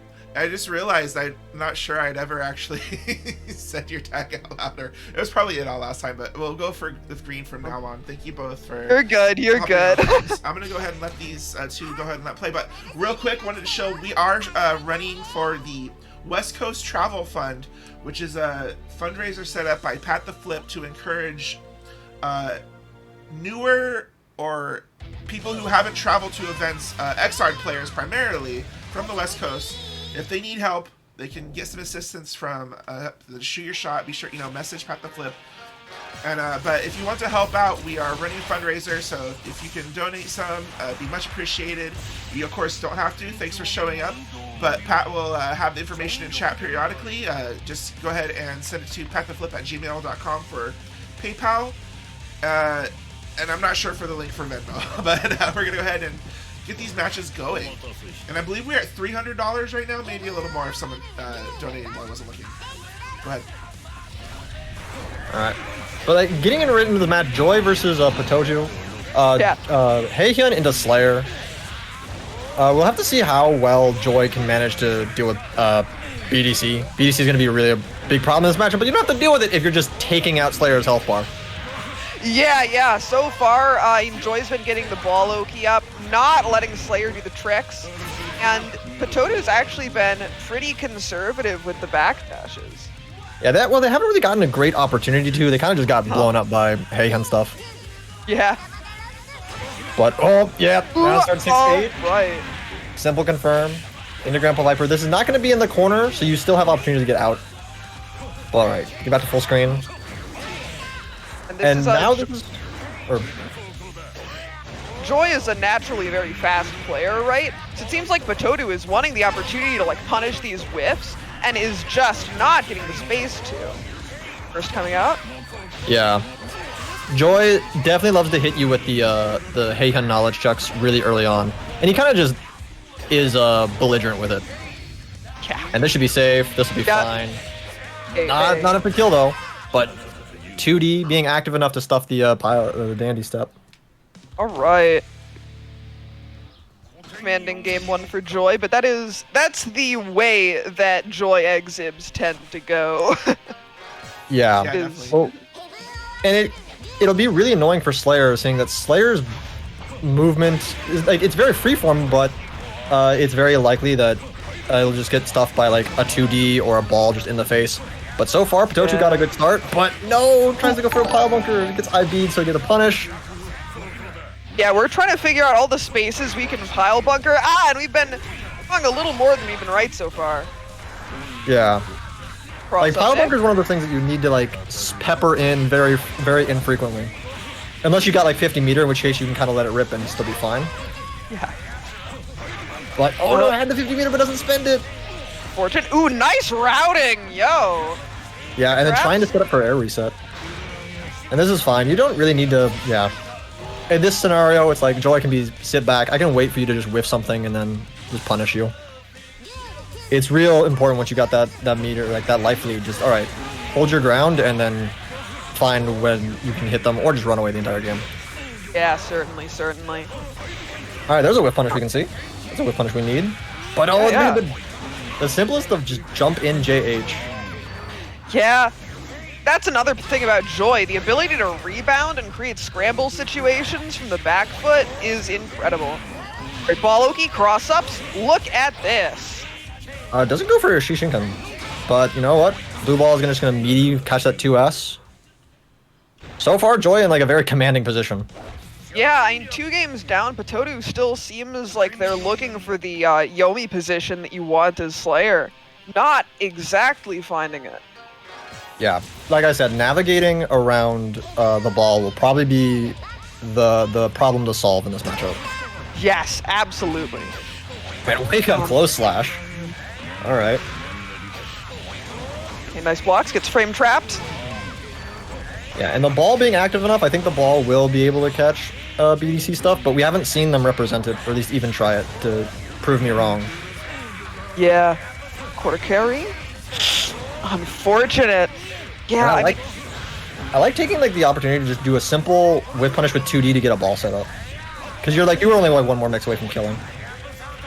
Yeah, exactly. They wake up throw. Just it wants might the have been corner, doesn't go for offense. Yeah. I think maybe tried to IAD out of the corner off that forward throw to at least like again get themselves out of the corner, but I think missed the IAD input. Unfortunate, no punish in the 6H. There's that tuning ball you've been talking about. Yeah, Okay, it's Andy. gonna be real strong. Especially since we probably need to see more Slayer air dash. Slayer air dash is actually incredibly quick. But Right. Shishinkan loops. Oh Yeah, no! first loops of the night, wants the Shishinkan. And this time it'll hit. Counter hit, Hellfire. Force these 6H's a bit too late. And yeah, it's still there on the way back. Good awareness.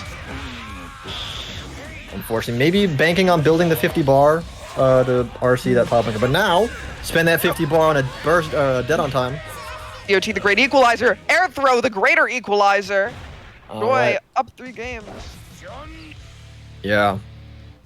And like we've seen like snippets of like when Patotu like gets going, they have the corner position, they at least trying to get the mix-ups going, but they don't last long enough, and like Joy ends up finding an escape. Yeah, there's a lot of reliance on hard callouts and dandy step.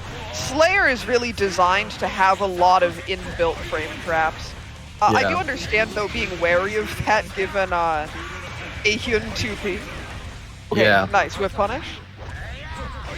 So like what we really probably want to see more of is like he's like going for a lot of pile bunkers, but and like the way you want to get people like get mashed on a pile bunker is that you set up a command throw. You haven't seen command throw once, and it's actually really scary for command throw with Slayer because his forward dash is invul, and he cancels it into bite, and there's still some like invul frames on it.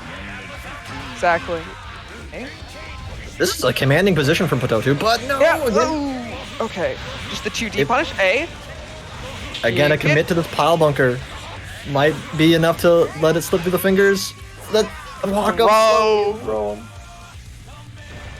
Yeah. S-ball is really interesting because usually that's kind of like your worst knockdown tool, but it also having less block stun makes it even better for strike throw.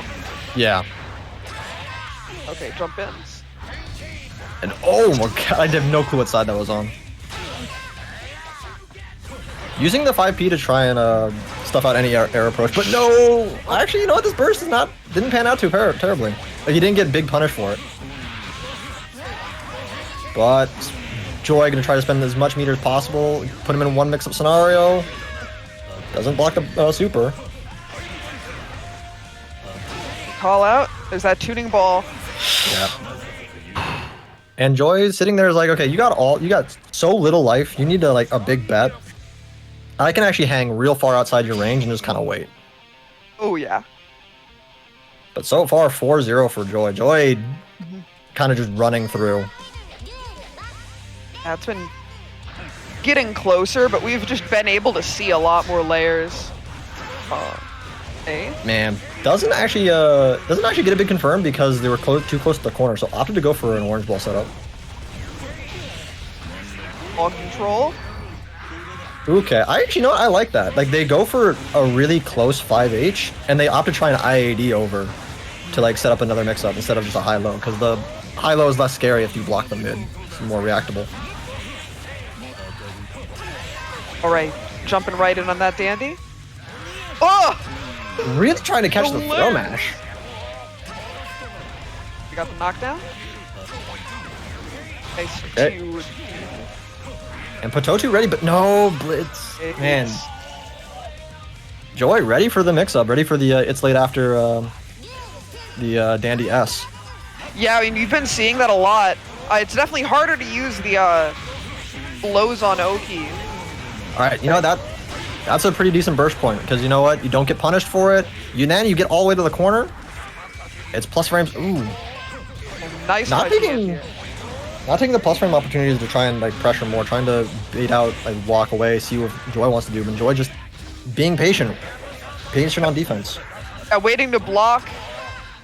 Just saying, eventually, from what I've seen, okay, swag. Ha. It carried corner pretty great. So as long as we can maintain the corner position, but Joy keeps finding the escapes. Oh, one hit confirmed, third strike.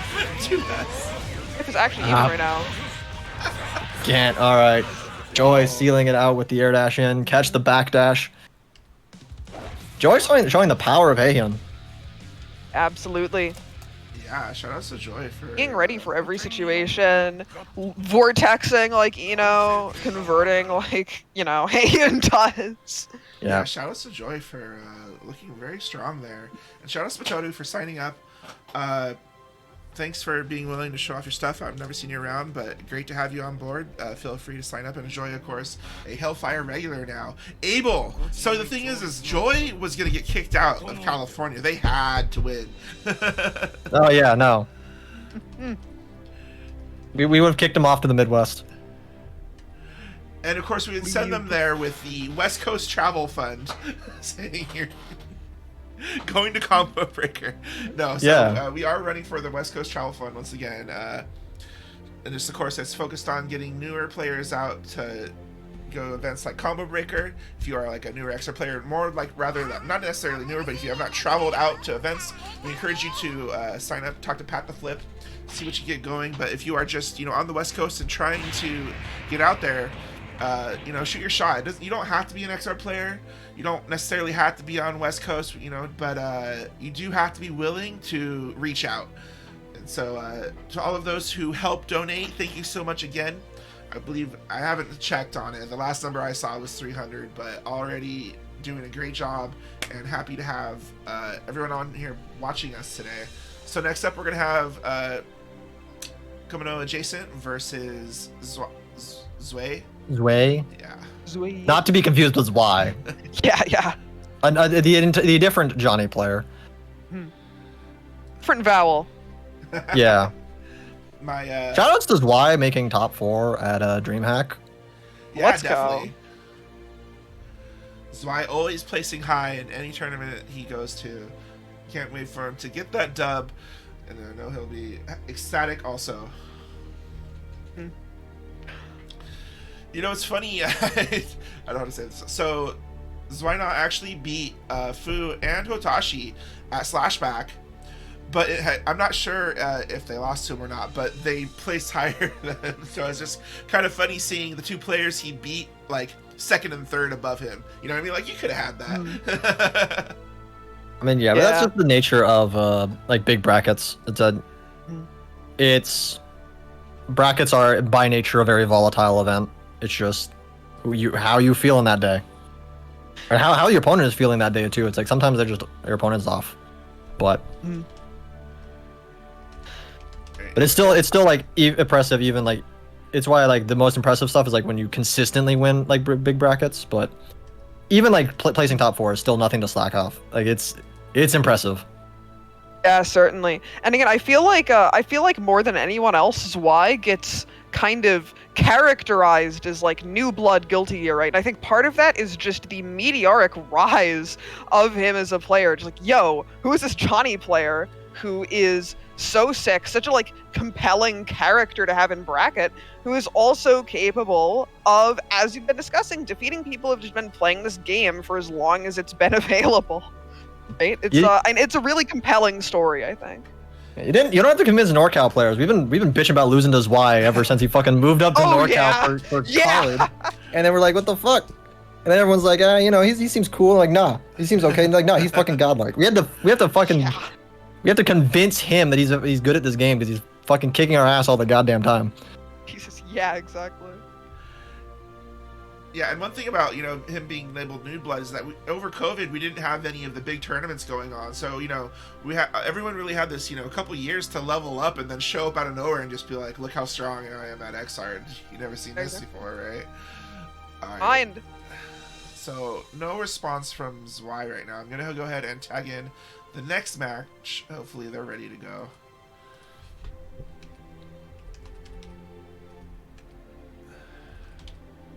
This is the one time Sturbin's like responding. Sturbin's on time? Holy shit, Sturbin didn't fall asleep? Let's go. Yeah. Not getting conditioned effectively. It's like, the one time I show up, the other guy doesn't. Looks like I may as well not. Yeah, so hopefully we hear a response from Zwei. Maybe they, they saw the sin and were like, no. Yeah. I mean, the matchup's fine. Like the Sin matchup's fine. Sturbin is like a character, though. I can understand dodging him. Kind of a force of nature player. Yeah. It was funny. I was actually playing like in a rotation lobby against Sturb and Treble. And I was fighting Treble, and then we rotated out. And so Sturb got on the set. And I woke up Yozansen one time against him. I was like, "What the hell? You don't do that against Treble." I'm like, "Yeah, because I have to match my opponent." Oh, that's great. Do we wake up Yozansen? I don't want to hear. So I've said some crazy things to Aether Beat before about options to pick, and he's been like, I don't know. But you know what? Hearing that out of his mouth, I did wake up Yozansen. I just don't want to hear it the next time I try to. No, wake up Yozansen is kind of legit her best super. Wake up Yozansen RC, kind of her best super.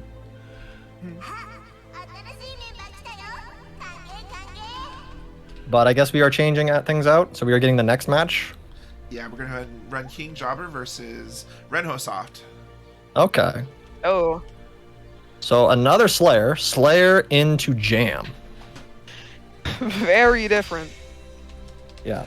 Yeah, a lot of jams, a lot of Slayers, and a lot of Kai and Soul signed up for this Hellfire. So.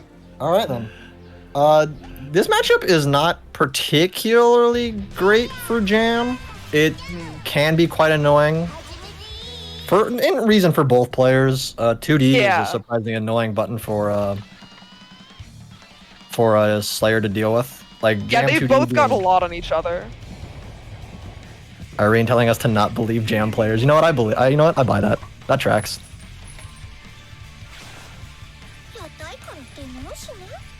But still, again, these kinds of matchups where both characters have like some amount that they can frustrate the other player with, it really does, in fact, end up coming back around to player versus player skill.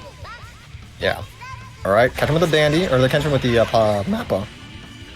Already off to a great start from the Jam here. We got Max Card Geki And we got the DP loaded. It's got to be mindful of our left right at any knockdown.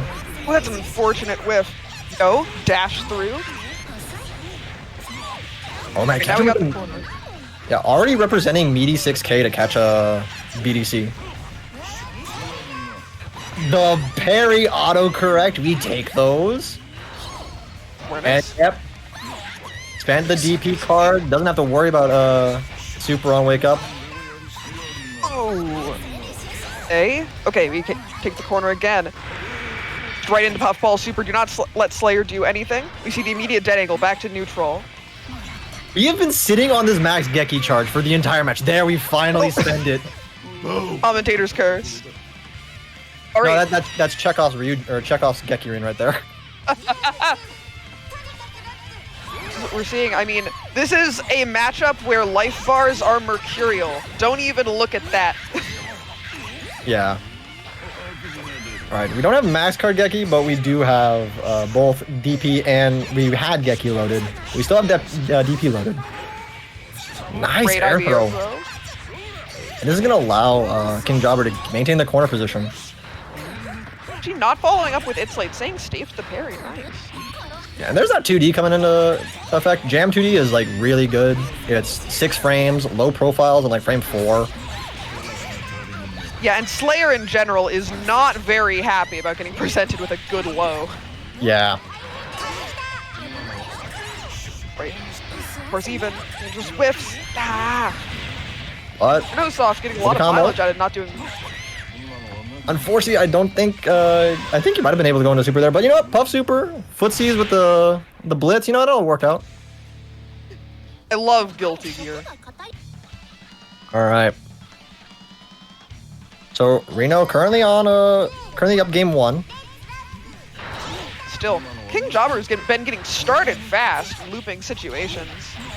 Just But jam buttons can be quite a force to be reckoned with. yeah, I mean, look at that counter hit 2S. Ooh, no.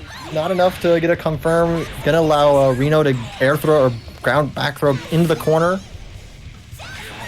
And That's a so back much throw damage. incident. Look at that. That's a lot of damage. That's what Jam does. And how did you cross him up? What? You might be dead here. No, you're not. Okay. One more situation. I like the back jump, but Reno's ready for it. Good stuff. Man, the low to the ground air throw signs you're a true Guilty Gear player. I mean, that's just impeccable because obviously Slayer can also BDC there. The amenability to so many different options is something that will really, really help you when playing versus this character running Oki. Man, like that's a situation we're gonna see a lot of, like Mappa on hit, but it doesn't knock down, but it's still advantageous for Slayer because they can set up a strike throw. But 5K, 5P from jams are so quick that the strike throw is not really actually in Slayer favor.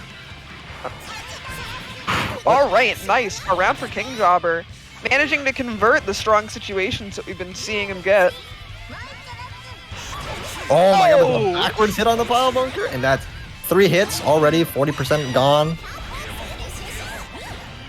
But Reno got the Chekhov's Ryujin.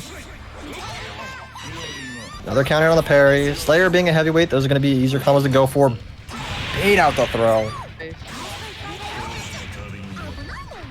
And yep. It is. Third act. You're dead. And yeah. That, like, we had such a great start from King Jobber, and then Jam did Jam things for, like, the next 3 hits. Yeah, and, Arena's been doing a lot right, I think. Waiting, in particular, for King Jobber to overextend has been really interesting, just leveraging jam buttons perfectly, alternating between cards and going for meaties perfectly. A lot of really solid decision-making is preventing King Jobber from running away with stuff. Yeah, man, DP was so active, even though King Jobber tried to forward dash out, still got caught trying to punish. And now you're stuck in the corner. No, missed the K follow-up on Bakshu. But both cards on deck. Meaty 2H. feel it out. Yeah. I mean, I'd say... Or, go ahead. Oh yeah, I was just gonna say that King Dropper has been actually rotating options pretty well. It's just that you don't see it because Reno's been doing stuff that's, again, amenable to every option. At least enough to make it work. Oh, but okay, this is where it starts. You know, RC, 5D, here's a big confirm. It's gonna net into a knockdown. Oh, trying to go for an air throw reset, but Reno ready, going for a delay tech. Oh my god. That is unfortunate. Wake Up Parry has been working out for Reno like nearly every time. Yeah, and that was a scenario where King Dropper was making the right decision going for that low and just unfortunately barely not meeting. All right, this could, that'll be the round. So King Dropper taking a round, nearly has burst back. So like burst would be pretty even, and like Slayer's a beefy character. He'll make the burst back in time. Oh yeah. Yeah, and like 2H being 0 on block can be incredibly scary to challenge because they can cancel it to 2D, or they can just go for 2K or throw you. And if you try to mash, you just get 2D'd on. And that is a very layered RPS. And yep, another throw bait. Throw us this nerd. All right, but Reno up 3-0. Yeah, and it's surprising because these have been so close. Yeah. Yeah, like we see that game 1 and like round 1 and round 2 are like pretty even back and forth, and then round 3 jam things just kind of happen. Yeah. This is definitely something where I can imagine it feeling pretty tough as Slayer because you have to commit a lot harder on average to similar quantities of reward. Yeah. So there we go. This is Slayer stuff. Yeah, at the very least, this will be an incredibly volatile matchup since both characters can just output so much damage. Nice. Simple throw, but gotta keep mind of that meter. Reno's got so much meter on deck. Misses the knockdown, allows Reno to get out. Awareness, not trying to challenge on the possibility of puffball super. Yeah, these IBs. And man, catches with the 6K confirm. All right, King Jobber taking round 1. Ooh. Oh my god. Ready. All right, simple air tech scenario. Yo, on hit, reset into ground throw. And again, look at that. That's the scenario I'm talking about. Just the Mappa on hit. Usually try to set up a strike throw from Slayer, but 5K is so fast from Jam. What an air throw. And that's a big swing in momentum. Throw him back into the corner. And now, since we have the Karageki, we get a big confirm into the super. Hit the sweet spot. Oh, I think... Blitz right into the corner. Yeah, trying to cross him up, but Blitz doesn't care about corner side switches. Right, we're fine. And this is still very doable, but it's going to be real hard. And the trade not panning out very well. All right, coming into this third round, burst even. Yeah, and this will be the round that separates us. This is either going to be 3-1 or 4-0. Yeah. Okay, good awareness. Yeah, that's gonna be real hard to punch. Like parry punch is like I think it's only like -4 on block.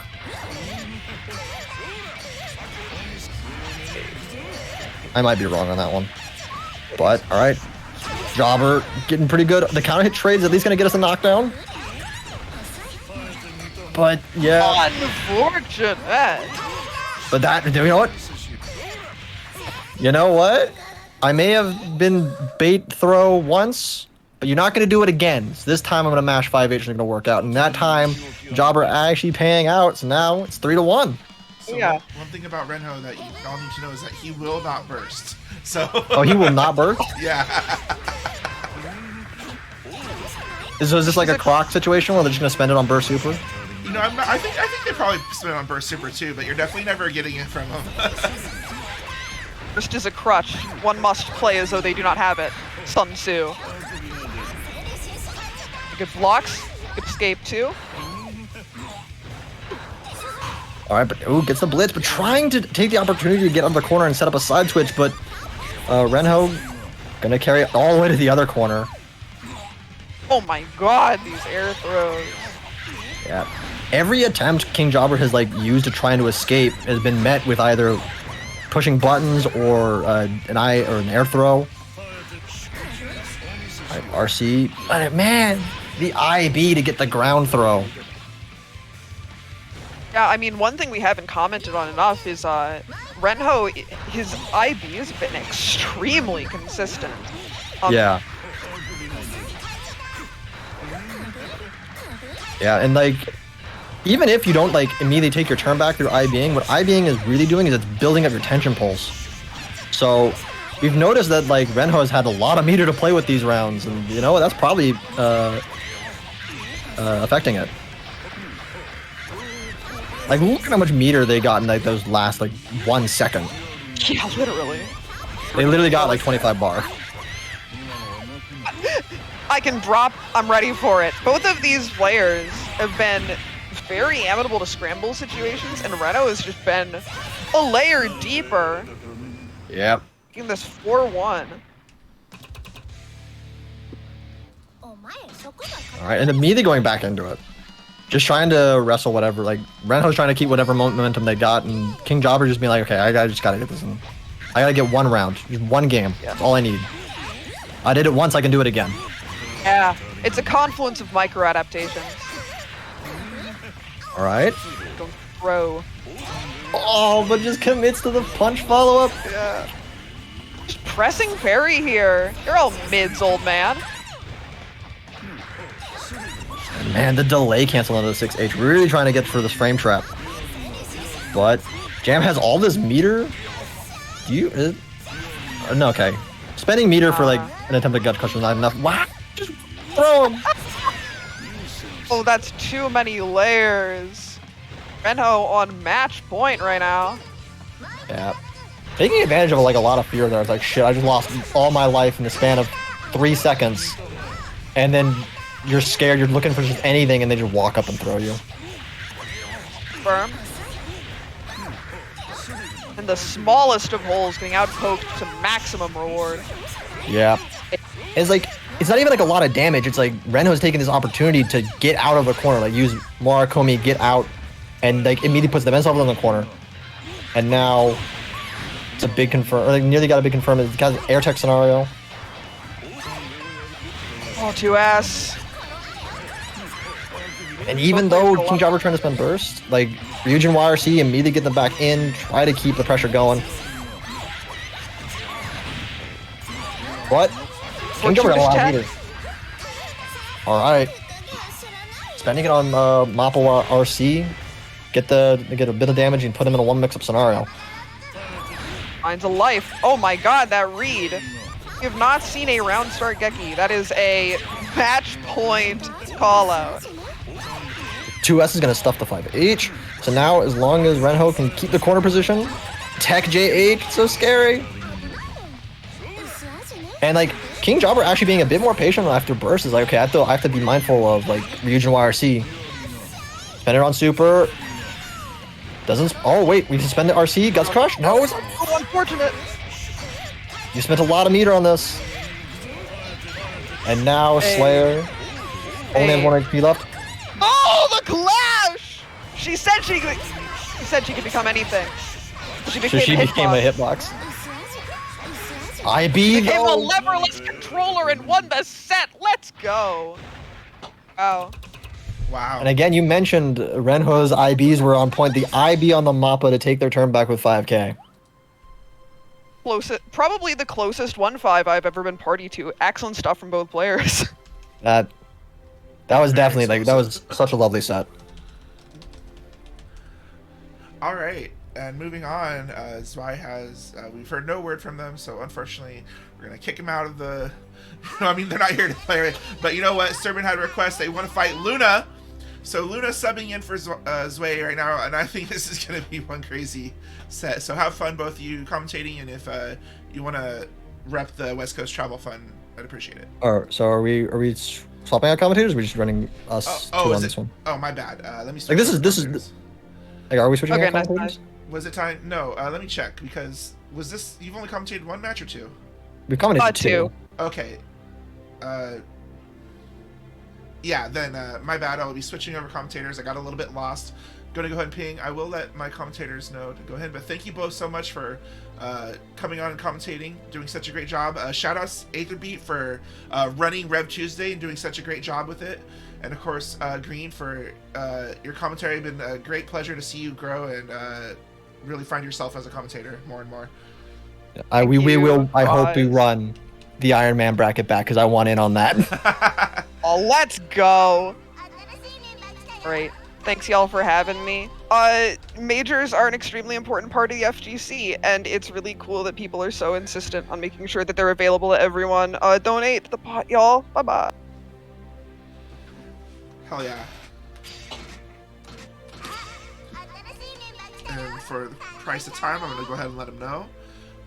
Looks like my commentators are coming in. What's up? Hello. So, thank you so much for hopping on commentary. I know I messaged you out of the blue, but you know what? King Jobber was supposed to be on board, but I figured, the Florida folks were signing up, and who better to commentate on their match but the person making it all happen for him, right, Valentine? Thank you for hopping on board. Hello. Thank you. Thank you for having me. I really appreciate it. It's nice to swap off of playing and having one of our commentators play to having one of our players commentate, I guess you could say. I'm really excited to be able to, actually do this side of things for Hellfire for once. Nice. And of course, been a pleasure to have you sign up and, just be able to send you the link, say, hey, help me out, get those Florida players in there. Absolutely. And Big Dragon Energy on board also. What's up, Strokes? Not to let you out. What's up? Not much, just did my taxes, huge. Alright, I'll go ahead and hand over the comms. Good luck to both of you. Have fun. Thank you. So Luna's subbing in, getting a little spicy over here. Yeah, so a surprise, Luna showing up for us to fill in. That's pretty cool. So we're going to see the father-son matchup of I versus Sin. Yeah. Yeah, I feel like there's probably a way this matchup is maybe supposed to be played, but I don't know how likely it is that's gonna end up being what it looks like here. Both these players a little wild. Hey, and that makes for a lot of fun interactions as we see very early gold burst coming out from Luna right there, but immediately back into the corner. Whoa. But got that 50 meter, keep it safe, and counter hit with the 6H. No big confirm. Trying to chase the burst right there, probably. Ooh. Alright, tech buttons, get it down. Also small counter hits. Reverse side DP. With a deep run up throw. A little fake air dash mix, get some pressure started. Max range, RSC to keep it safe, and... Oh, okay. Side swap. Oh my god, stunned it for out. Oh, got the mix. Nice blocks. Oh, too far for the dust? Alright, air dash in. Luna already get another burst here. And pretty doable. Oh! Wow. Aggressive burst and then air throws after the YRC. Yeah, good stuff to Luna. Both players really wanted to win that one. 4 bursts in 1 round. Alright. Back in. Oh. Oh, gets that side swap. Value. Immediate Oki after is pretty impressive, I'm not gonna lie. Alright, double jump out. Oh, aggro blitz. I love it. I love blitz wars. Okay. Alright. Ooh, safe just jump. A safe jump. That was powerful Oki. The most effective, therefore the most powerful. No one sees it coming. The same side high. Alright. Luna taking game 1 already, but definitely We're seeing quite a bit of a fight from both players out of the gate. They are brawling. Yeah. Oh, okay. They're doing a little dash blocking. Ooh, the short hop. Okay.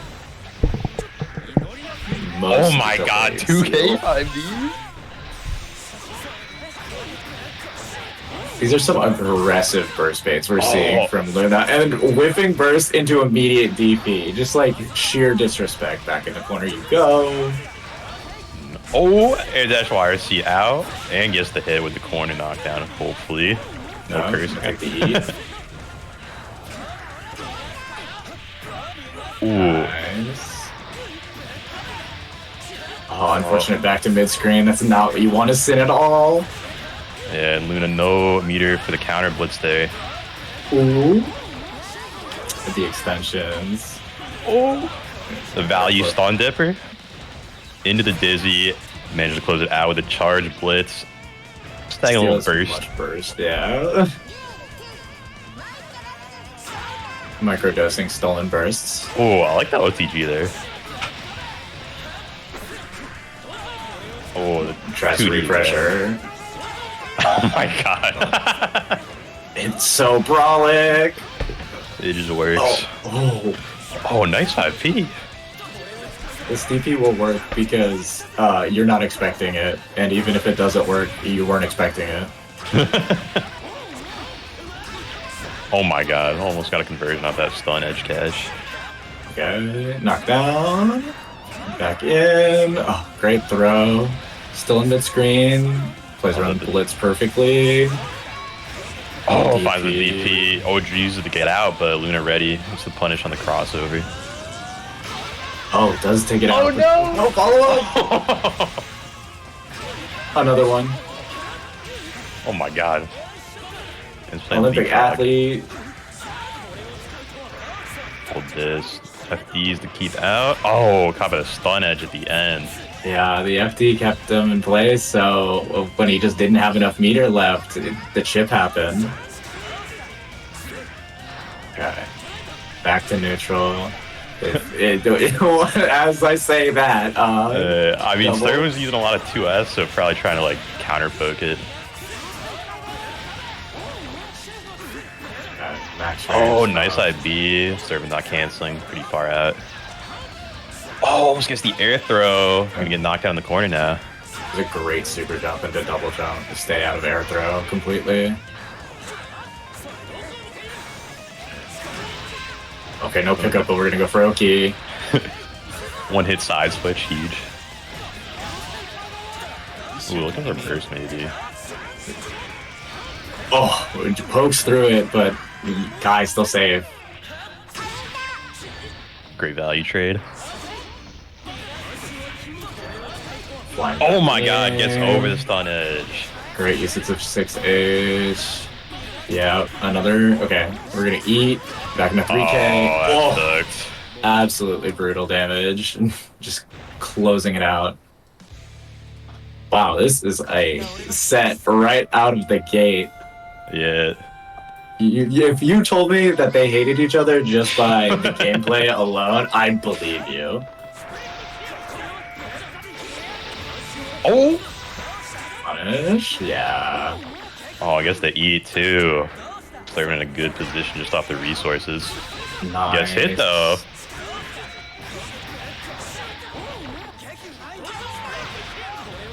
Checking DP there. It gets caught by the wake up button after.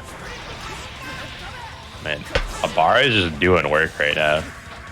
Just doesn't it feel nice to have an advancing low? Just let's skip some neutral. Let's get to the point here. I'm trying to hit you.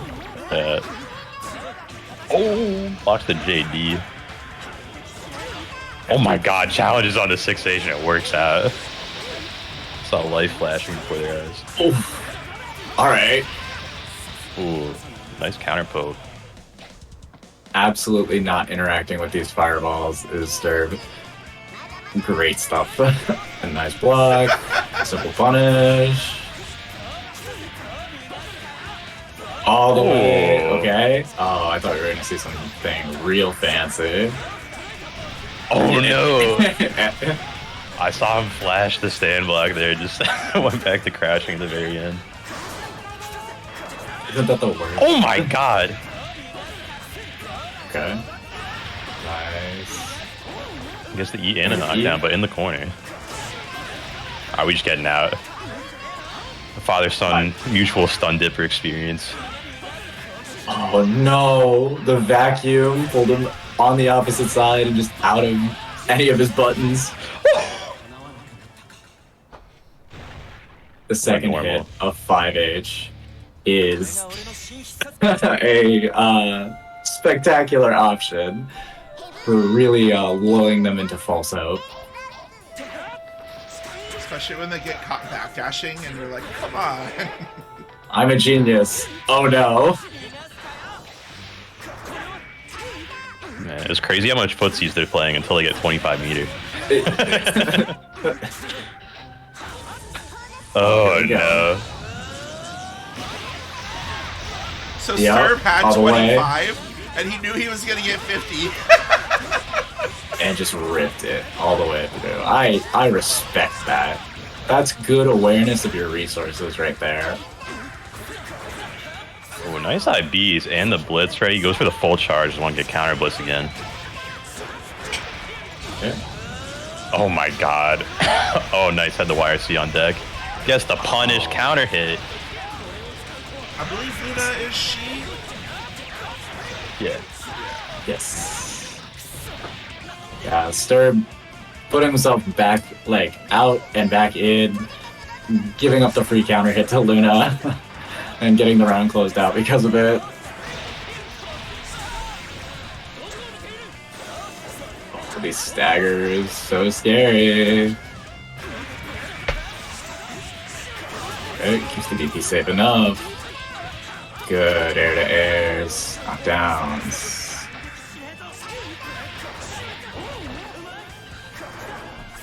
Oh, stunning YRC. We're seeing such a shift already. Like, going to the air for both of these players, and Luna looks so aware of exactly where to put herself in these situations right out of the gate. Oh my god, tech buttons. Oh, little on food, goes for the E, but Luna ready with the call out, just running up there. Yeah, fully chasing down the backdash was that 6H right there. Okay, can you survive? No. Ooh.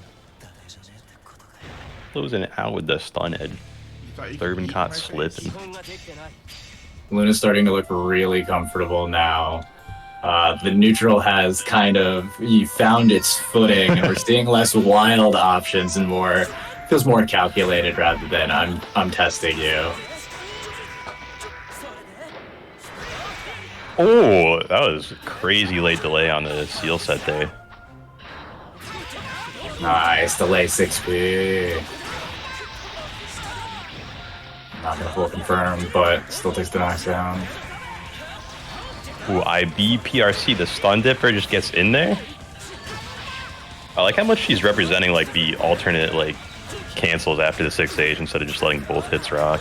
Yeah, you gotta keep people on their toes. You fall into habits, like you get seen really easily. Yeah, I feel like half Guilty Gear players, IBing the second hit is just like ingrained into the muscle memory. It's not even like a thought. I'm just gonna wait. It's long enough. I'm chilling. Oh my god. On edge. Okay. Sturban trying to fight. Oh! The punish on there. Awkward distances. Yep. That trade going in Luna's favor. She's feeling very, very comfortable in the air right now, and we haven't seen Sturb quite adjust to it.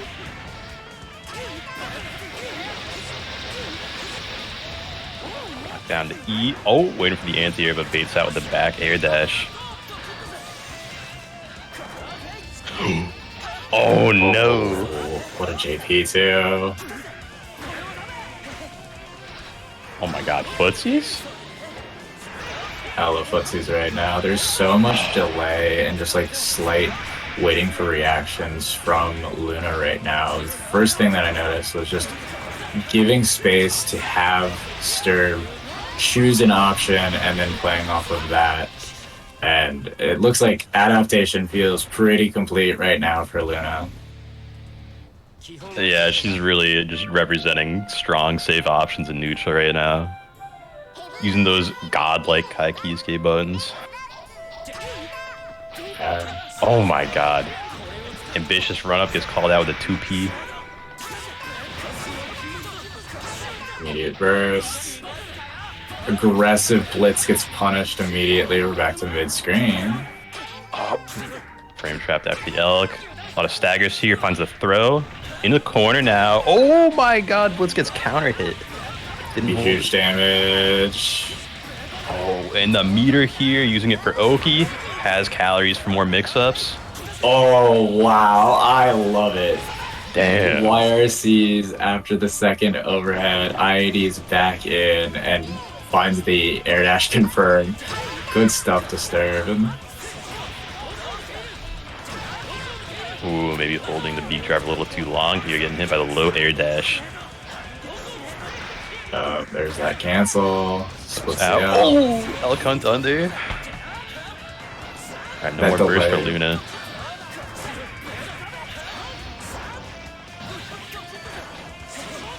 Stern finding their way out of the corner. Oh, 6P catching the grounded leap ending.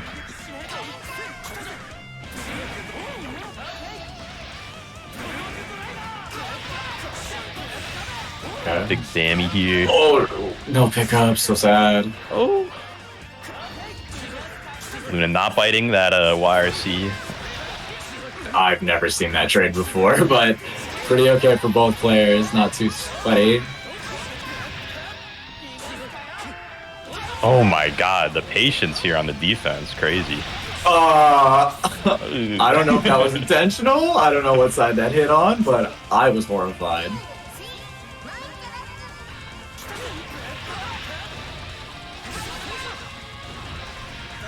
Oh, yep, fell for the bait. Probably a mash option when it catches it.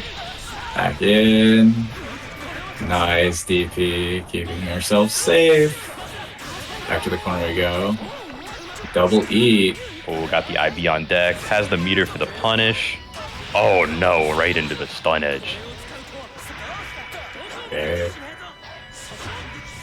Yep, I like the stagger on that from Sturban, just to make sure that something, you know, doesn't get counter hit immediately, not being too predictable. A counter blitz getting blown up immediately. Ooh. And they close it out. Yes, they can. You need to spend calories. Alright, now we're back to even.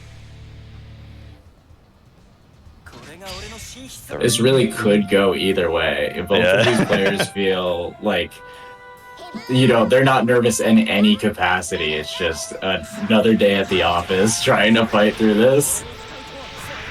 Yeah, especially that last game. Sturban started getting like a lot more return off their like random offense starters like 2S. Absolutely. When things start working for Sin and you're converting off of it, it's just damage just follows so quickly. Yeah, it's crazy because it's like a -5, but he's still getting so much pressure off of it. Okay. Dead angle back into Sip Jumboki. Yep. Leap fake. Oh my god, the staggers. But Luna just with the FD down back. Oh. What an option from Servant right there. And yep, DP's gonna catch, counter hit, not gonna make much of a difference. Yeah, oh my god, baited the jump here. Almost got enough to kill. PRC. Oh, air blitz. So smart. Absolutely knew what was on the table. Aggressive eat in that scenario, but manages to stay alive. Okay, forces the burst out. That's a win for you, no matter what.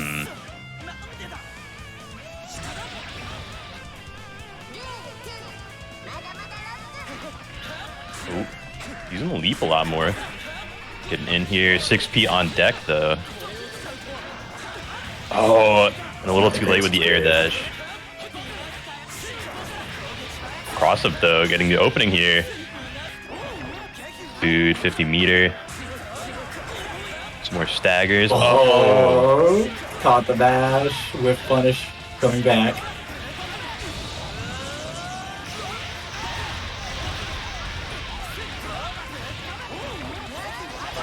Oh, wow. Sun Dipper beating out the bull bash right there. Pressure back in Luna's favor. We're going back to mid screen. Oh my god. Guess the blitz. Not enough. Oh, meter needed. Guaranteed punish there. Oh, going for the Vapor Thrust down here. Just gets the knockdown. I think from those counter hits you can pick up, but Luna seems very comfortable. Just take the seal Oki and then play off of that, which is smart. Like, don't give up a scenario where you're advantageous just for a little extra damage. Just yoinks the leap there. Luna now going up 4-3. So we're going to match point in Luna's favor right now, but you know, in any capacity, okay. Character select on your win. Does it work like that? It might be. I'm gonna take a guess and say we're switching the stage, switching the song. Maybe. It's Junie time.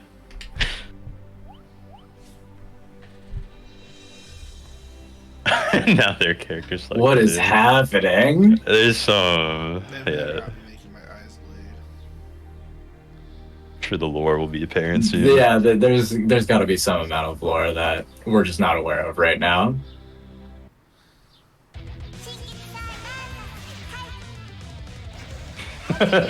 Bring out the EX skins.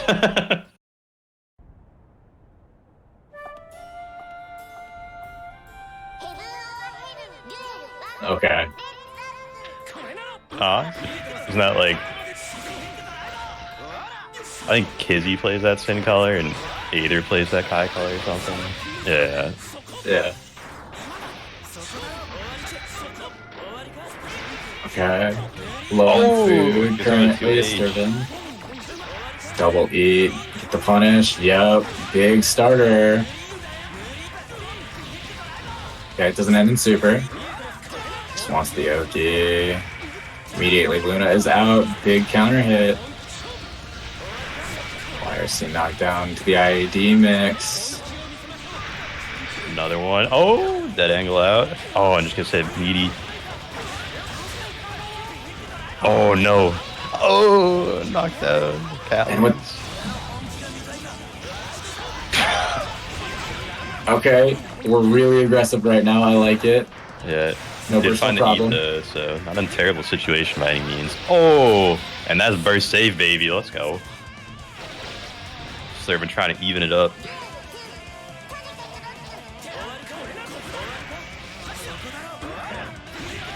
Oh, that deep Trevor just catching, and this could be a big punish right here. Okay. How's this go? Another one. Oh no, she wasn't ready for that last hit to connect the way it did. Oh, no pickup right there, but this should. That was crazy. I never seen that in my life. Just stab it out. God. Okay. 4-4. Match point for both players. Yeah, Color clearly doing something for Sturban here. And the confidence is there. The trust.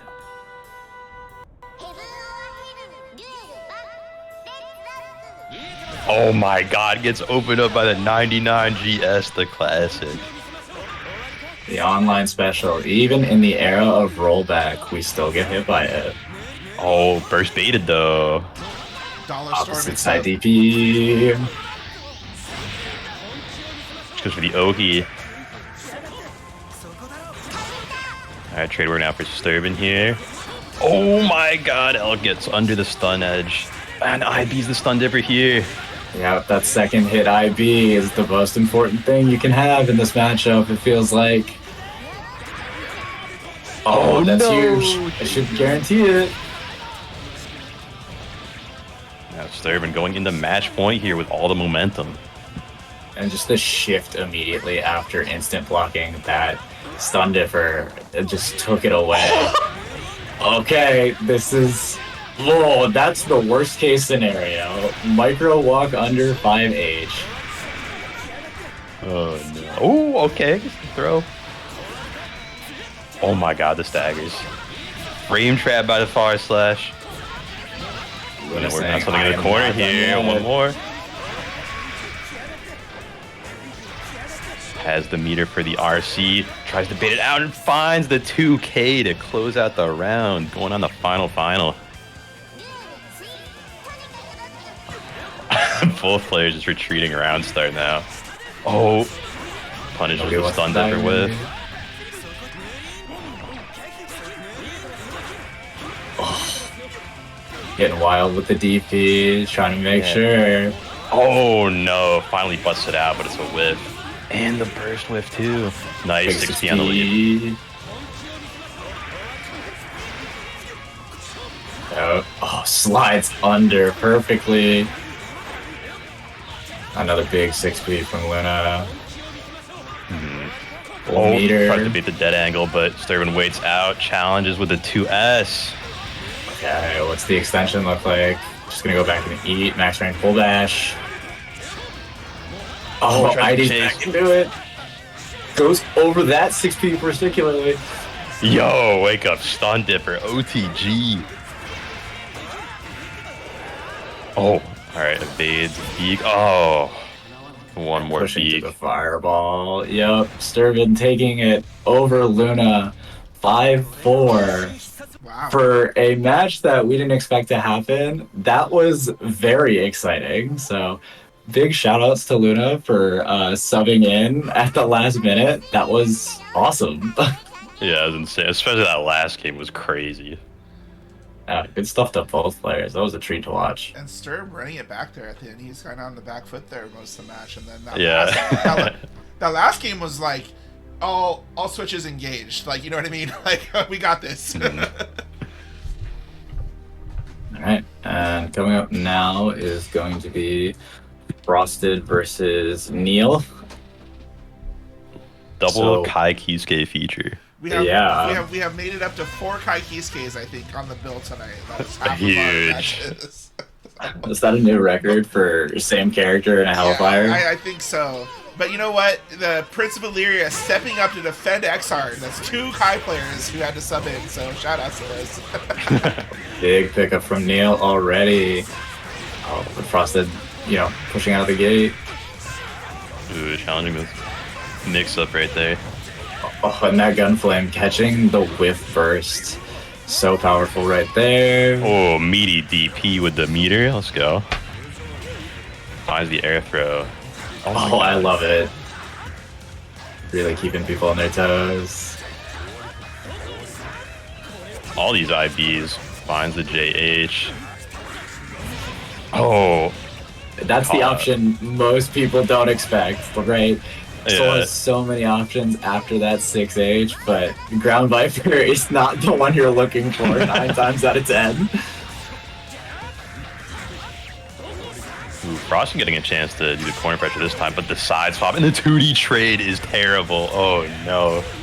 And Neil fully ready to confirm off of each and every one of these hits right now.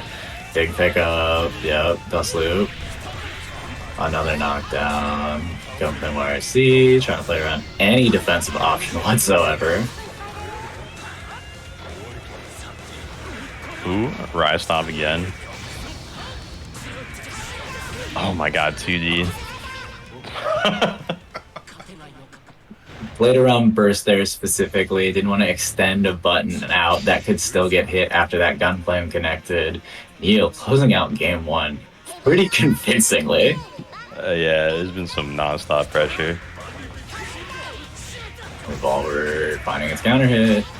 Oh, nice challenge on the Airbringer. Making sure air to air, instant air to air, whatever your fastest button is to stuff that is so important. 6 Frosted. Alright, has a huge life lead and burst advantage here. Oh my god, that 5K. This joint goes crazy. Oh, tries to do the retreating set. Neil fully committing all the way in, does not care about the dinner plate on the screen. Oh! Alright, burst whip in here for Frost. It's the VV knockdown. Oh, cross up JK into the wild throw. Oh, big conversion. Yeah, it has the meter, as long as it's a black beat, and we're good. Mid-screen dust loop is always so impressive. There's nothing cooler than he keeps going, and then he just goes into Fafnir. They're just fucking soaring through the sky. Oop, second hit 6H. Oh my god. Counter post from Neil with like 2D, 6H, you're just getting so much value. Yeah, he really has Frosted's number on these like second interactions in neutral. Would you say that? Alright, nice block on the seal set. Okay, huge pickup trade. right here. Oh, burst baited too. He tried to mash something on the landing. Oh no. Okay. That was an aggressive gunplay, but I like it. Alright, FD out. Bond of the 6H. It's been working. Show me when it's gonna stop working. Oh, nice JH stop sign there. Blocking the That safe was jump. horrifying. Gets the 5k pickup after the air hit JH here into the dust loop. Gonna burst to stay out of the Oki. Oh, and 6P ready for the jump out. DP not connecting. Blocks the revolver. Great bait on the DP right there from Frosted, just fully maneuvering around it. That was an excellent option from Neil there, recognizing that 2D will just flat out go under and keep Kai at bay. Oh, another 2D in the scramble there. Oh my god, it just works. It just works. Just keep swinging. All right, Neil going up 2-0, feeling pretty comfortable in this matchup. Frosted, definitely showing that once the tides start to turn, can play the game just fine, but the pressure, the momentum, everything is in Neil's favor right at this time. Yeah, I think Frosted just hasn't managed to get into the Kai Kisuke corner situations that you're normally looking for. Yeah. And then just the raw return off the hits Neil's getting is insane right now. Oh, and another one. Yeah. Wow. That's an impressive conversion. Immediately into stun, and then just, putting the round away so quickly. Yeah. Frost, though, ready for the ride stop at least. Ooh. Finds the throw here. Time for that H stun edge Oki. Oh, Neil gets this right on the low. That was a great clash cancel. Yeah. Oh my god. I'm ready with a challenge. Okay. Good. Full extension. Soul Button's gonna push you back so far. We're already back in the corner. He's gonna get the full dust loop. Don't worry about it. Nice. Sets up into the wild throw. Another one. Into the burst super. Oh my god. Is that 3 on the board? It absolutely is, too. Neil just looking so comfortable in this matchup. And you know that even though the Riot Stamp hasn't been working, it also hasn't been losing. Yeah. So, that's just a good understanding of the character, the matchup, and possibly even the player from Neil. Oh my god. First baited off the counter hit. Alright. Oh, 6P ready. The redash. Okay, finds the knockdown. Same side. Has the meter.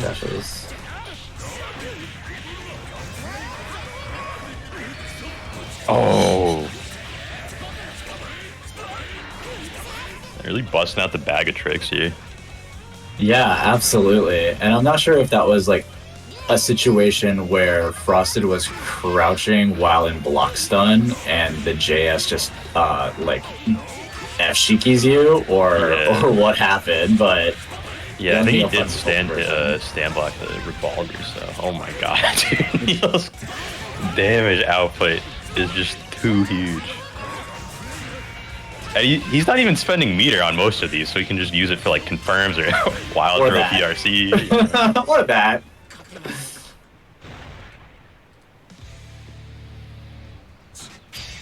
All right, this could be match point, and Neil showing that it's more likely than not going to be match point based on what we've seen currently. But I know Frosted it can turn this around. Yeah, I honestly had Frosted as the favorite going into this. This is a lot of tournament results. Huge breakout performance from Neil, if anything. Oh my God. Not quite getting the pickup right there. This is Frosted's chance right here on the Yeah, we CP. love this. Oh, it's honestly unfortunate because I feel like every time Frosted gets a 50-50, Neil just guesses right. And when you only have 2 or 3 50-50s going for you, like, that is so... you just deflate immediately, right? Like, it's my chance to win, and your opponent just guesses right, and you're like, alright, back it up. Nice chase down, finds punish on the tech. Okay. Oh, I like the patience from Frosted there, not letting Neil escape the corner. Nice. This could be big. Alright, we're gonna step back right now. Okay. So much staggers here. Oh, and finally bites with the far slash there, and Neil getting the corner combo. Not too much damage off that one, but... Oh, IBs to get the air option. Nice. Empty low. Okay. Oh, yeah, stunned it for weak knockdown. Gets opened up by the VV. That wild throw close it out.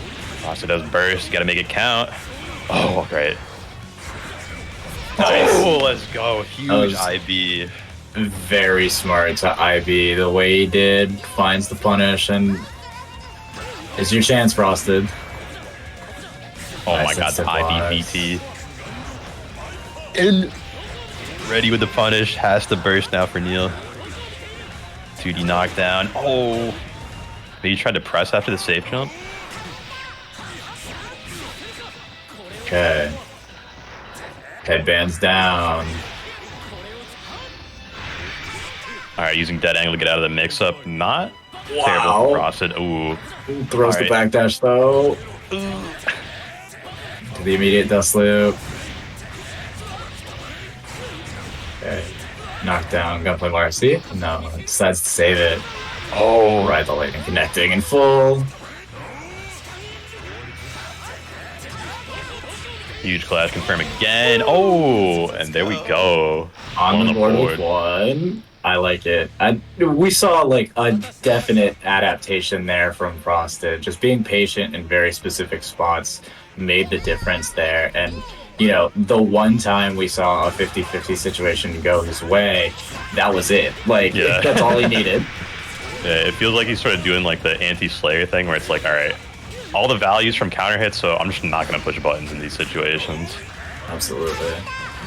Oh my God, that was an interesting trade. That's one of those situations where if you're even a frame off, Revolver just catches you trying to autopilot defense versus the other options instead. Mm-hmm. Nice, we're playing simple. Yep, just take your effective knockdowns right here. Nice air throw. Oh no, air tech situation not quite working out the way Frost wants. Okay. Got your knockdown, you're playing RC. That should close out the round. And Neil on set point right here. Yeah, oh, 2D, your ground start. Oh, and the save jumps.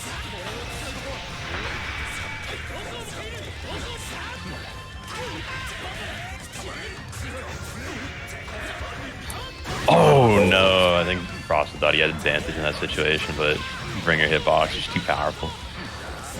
Nice. Okay. Oh, empty low. I don't think we've seen that all set from Neil. Catches the tech too. Oh, nice 2D from Frost. We got the corner Oki. Forces burst from Neil. He wants to win now. Oh, pussies. That could be it. Yeah. Damn, good stuff to Neil. Also, good stuff to Frosted, though. I really woke up at the end there. Showing some good adaptations. The confidence from Neil throughout that set was really impressive. I had no idea what I was in for watching that. Wow, good stuff. And actually, that was so sick to see Soul play that clean. There was nothing extremely fancy. It was just very confident aggression all the way through. So, yeah, it felt like special moves still flavored, but just way cleaner. Yeah, exactly. It's just, you know what those moves do. You have a good understanding of it, but now like you're properly applying your normals throughout the neutral game. Yeah, great stuff to nail. Risks. Yeah, and thank you both for hopping on commentary as always. Wonderful to have you out here. Appreciate it. It was awesome to be a part of this, and I'll go ahead and pass it along to the next set of commentators. Yeah, thank you so much. Hope you had fun. Right now, I'll be joined by Amadeus46 Art, sub to their Patreon, and KTP. Both these players here to root for their champions. How you doing? Hey, gamers. ATP, do you want to root for Sweet Jam and I'll root for Solstice and we'll just kind of mix everybody up? I'm sorry, I can't do that, bro. You understand, I'm sure. Right, yeah, all right. I thought I'd throw it out there, so. Yeah, I respect the mix-up, though. Sometimes you gotta change it up, but no, this one I can't do the mix-up on. I mean, that's fine. That's fine. It's only like Solstice has been like winning almost every online bracket he's been entering. And if you can No, that's all right. For me. All right, so. If Go you ahead. have the travel fund for me. Oh yeah. So make sure you guys check out the travel fund. So obviously Combo Breaker's coming out. We want to make sure as many expert players get out here to play in one of the best brackets in the nation. So hit up that travel fund so that way we can get more players coming out here to Chicago to play at Combo Breaker, which is next month, which is insane. And I don't like thinking of it that way, but it's so soon. But all right, they're getting straight in. This is a 1st to 7 tonight too. It's not a 1st to 5, so we get 2 extra games here tonight between these 2 players. Yeah, this is gonna be a good set. Solstice very much does not like this matchup. I don't know if it's just because it's Ram Jam or if it's because it's Solstice Jam, but either way, I can say he's not a fan of it. Yeah, I mean, obviously here in Chicago we do have the Arm, who's a very strong Ramathal player. So Sweet Jam won't say familiar with the matchup. Every Ramathal has their own suite of mix-ups to kind of go for, but it's definitely a matchup that's Jam's favored. And I mean, Sweet Jam already got that Max Gekiden on deck there. That fast overhead going to lead any conversion to a lot of damage and a knockdown. Big 6P, doesn't go for the knock for 6PK though, didn't trust it. But yeah, Solstice just getting away here, just has to play this Zona game and very afraid of Sweet Jam with all these resources on deck. What's the preferred card in this matchup usually? Or is it pretty dependent? It's definitely the card you see charged right now, that Gekiden card, because it gives you Jam that ability just to get that knockdown from any random hit.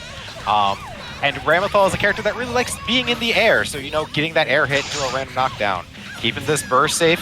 Don't mind that he didn't actually get card, but there's that Max Geki coming out. Yeah, there it is. Kill.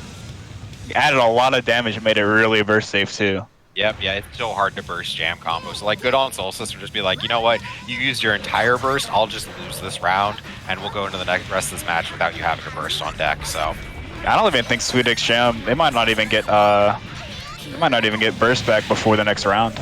Yeah, I mean, Solstice can clean this round up, and right now Solstice has that run state, but the IDJH out of the corner, and that beats the cutter of Jams, that JH in the air, just clearing houses, clearing anyone near her, so. The 5-frame mastermind. Oh, that's big. Yeah, that's a big jump in there, and I mean, so scary to jump in at Jam because she has that parry, but get away with it. Now Solstice got WinCon here. The fuzzy. That's going to be that round. Yep.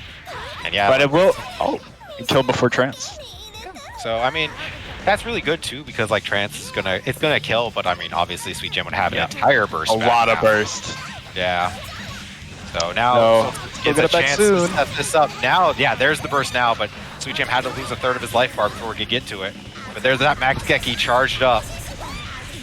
Get another card here. Has the Ryujin set up. Oh, too far for the JD. That's actually a big, unfortunate part for Sweet Jam. Oh my goodness, Scramble City. I mean, Scramble's going to pay for Jam. Early 6P, though. Lots of active frames.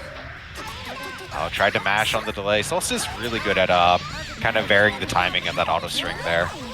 Yeah, it's really annoying to deal with when they delay the timing. She has so many options off of it and so many delays. Oh, big whiff on the 4K, though. I don't know if Solstice wanted that. Mashes out, though. I'm staying DP safe. Oh, the counter JH, yeah, gonna get a card. And yeah, because that Max Gekirin goes to the air tech situation, keeps Solstice there. There's the bait. Oh, and then he answers back with his own. Oh my god, don't hard bait burst. Don't do it. Don't want to lose a game because you hard baited a burst, Sweet Jam. Come on. It's the worst feeling ever. I mean, to lose because of that. Fair on him, like game one, like good. It is game one. Yeah, good patience from Solstice to be like, you know, like, no, hold on, it's game one, that's fine. And I mean, good data from Sweet Jam here. And big counter at Buff Ball here. Not going to be able to get a knockdown. Yeah, it has to go 4-6 PP because Ramethal is a lightweight, so Jam doesn't have a good way to get a knockdown there. Immediate burst on the Dodo. Is Ram harder to combo than other lightweights for Jam? Because it's like that for a lot of characters. She is within the 3 where you just kind of can't do anything on her, but she is much less annoying than Dizzy or Elfelt.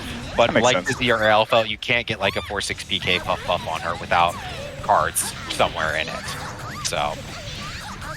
yeah, that makes sense, because those are 3 of the characters that a lot of other characters have trouble comboing. Yeah, you see Sweet Jam just uses the Ryujin just to get it out of the corner, doesn't RC it, saves the meter, decides, takes a small punish to save the meter. Solstice catching these IEDs jump outs though.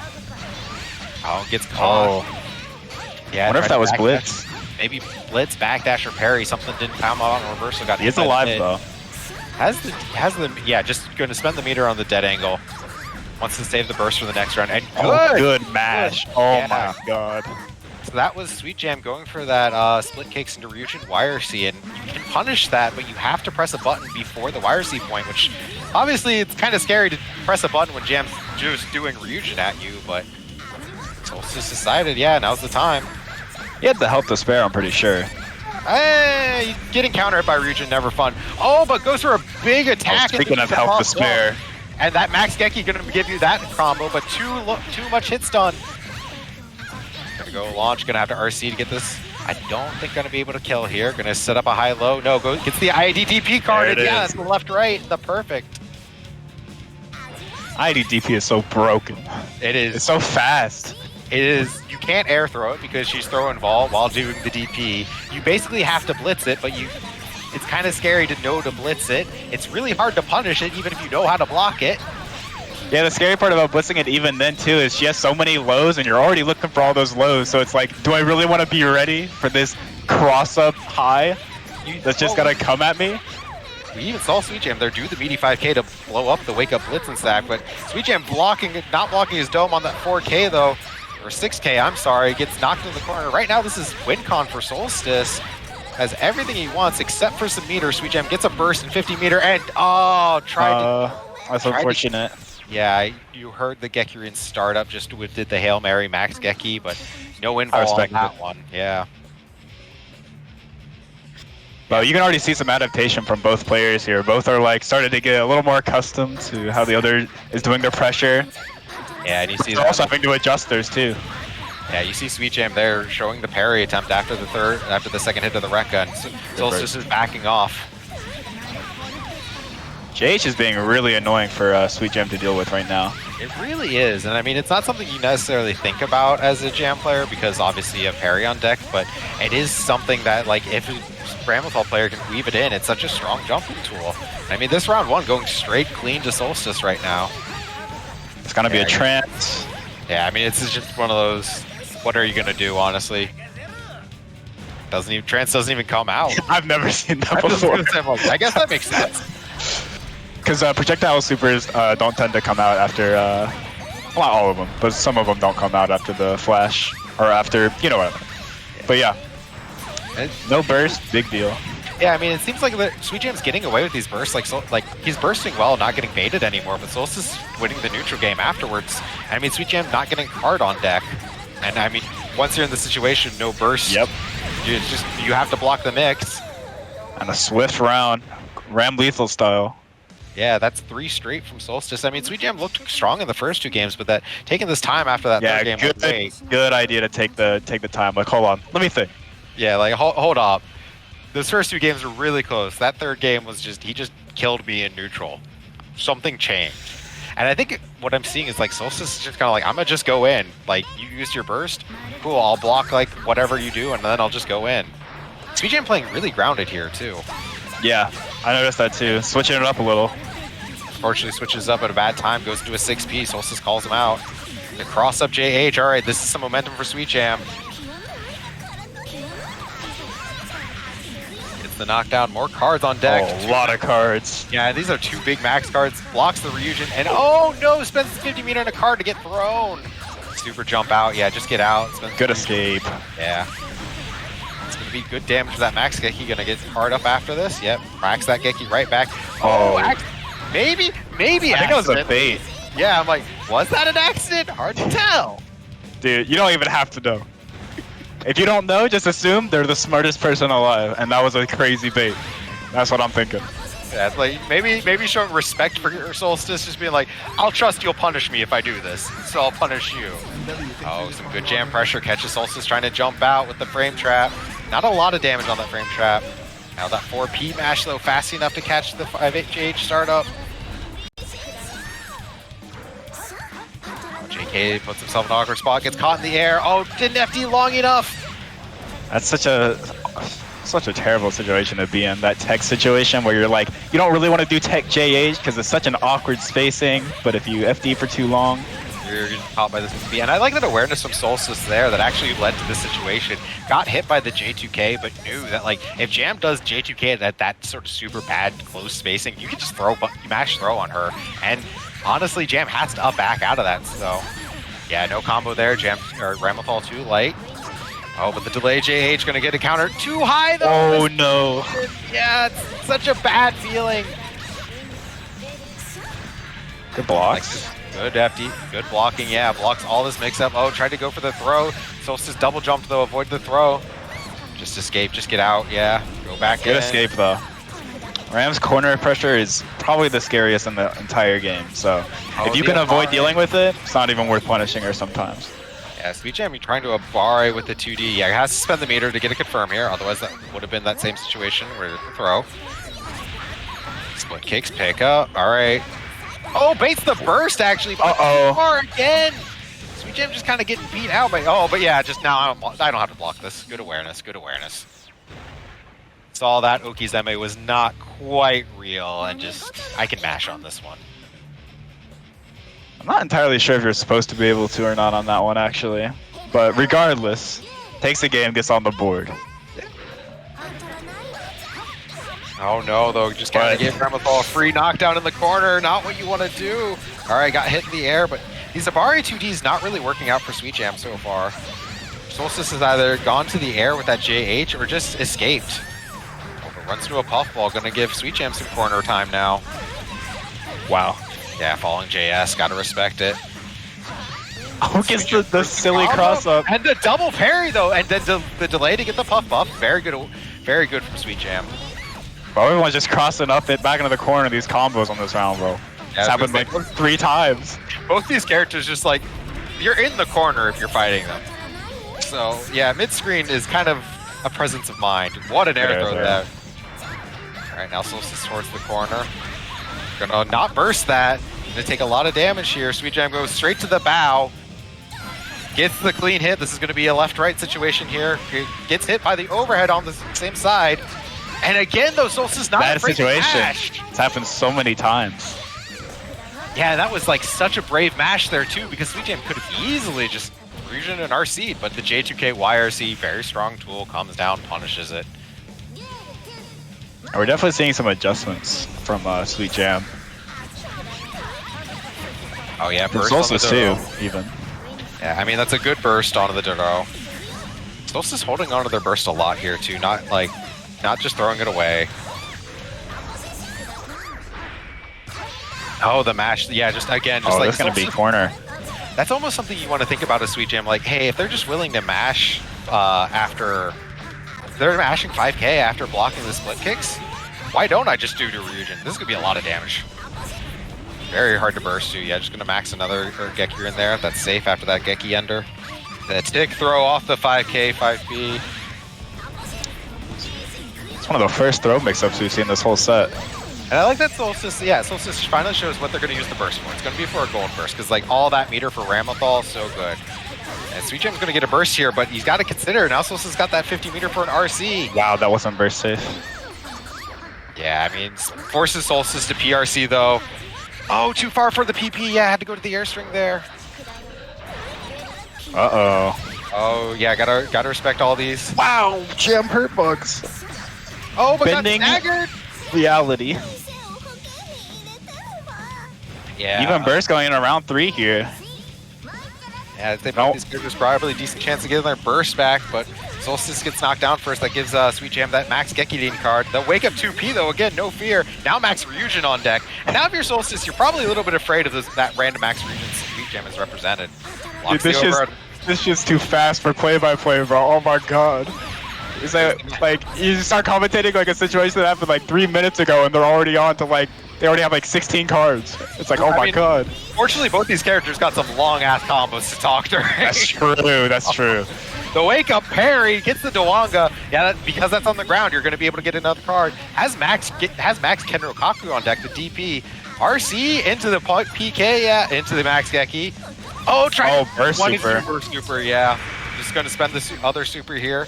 And that's really hard to punish on block. Yeah, doesn't know how to. Backdashes, doesn't get the punish though on the backdash. Soul's just looking for a throw attack maybe? Oh, good burst. And just runs past. Oh no, Sweet Jam trying a little bit, maybe a little bit scrambly. Sweet Jam knows he needs to hit. This is the scary part. Yeah. Oh no, you can't burst out. Yeah, it was. He definitely just got desperate there. Just know he needed the one hit, and after not being able to. That's the scary part about Ram too. Is like, you just need one hit on her. That's all she needs on you too. She just needs one hit to end the whole round. Yeah, put you in that situation. And Solstice knew it's like, hey, I'll just do something burst safe once I touch you, because you're gonna burst. Oh, big damage here. Oh, out she goes for the reset. That steals some meter out of Solstice smashing. A lot of damage is racked up really fast. Buff gonna max card here. No, goes to the normal Genki card. You've seen Sweet Jam charging a lot of max Genki there. PK, yeah, gonna have to spend the meter though to get the conversion here though, because of Ramathal. Oh, Soine. First kill?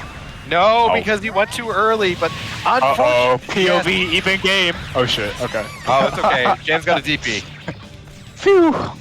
Yeah, so if Jam goes on the wall too early after bow, that means she is mostly safe. It's also just a wake up throw, so it's fine. I wonder if it was guaranteed there. No, if Jam splats on the wall early, she can jump into Sivade. If she splats on the wall after, then she's throw. Like you throw her. So it all depends. But because Sweet Jam was early, he was safe. He just got thrown out of his meaty. All right. Right. That makes sense. Spend the meter, and Solstice getting caught by a lot of these puffs in blocks on there, not mashing after the puff ball, trying to like backdash or up back, getting caught by the puff instead. Yeah, but Sweet Jam hasn't been really like converting off of the puffs either, so that's probably being accounted into like you're not converting off of them. I don't respect them. If you're not getting like big hits off of them, I don't really need to care about it that much. I'll take the random hit to dodge all the other pressure you can do. That kind of stuff. Sweet Jam got that DP card on deck, and yeah, Solstice just dead angled out immediately, respecting the possible mix-up. Oh, but Sweet Jam just jumps into this. Oh my goodness! What is this confirm? Holy crap! That's going in the highlight reel. Wow, that was a crazy set of situations. That's one of those confirms where like the arm hits me with that, and he starts laughing the whole time. Dude, oh my god! Solstice will hit me with some shit like that, and he'll say I'm nasty, and I'll just say shut up. Same shit. It's like, he is, but you don't have to say it. He gets one. He gets one. That was cool. A session. There you go. And that one was cool. All right, and you see Sweet Jam now just going for split kicks and red orb and canceling, respecting that Solstice has been matching after. Oh, big! That's gonna be. Yeah. Oh so no! Confirm. It's fine. It's fine. Because the puffball counter hit, it was tumble state. Because he had so much risk, it was two counter hits. I thought it was OTG. I was like, oh no!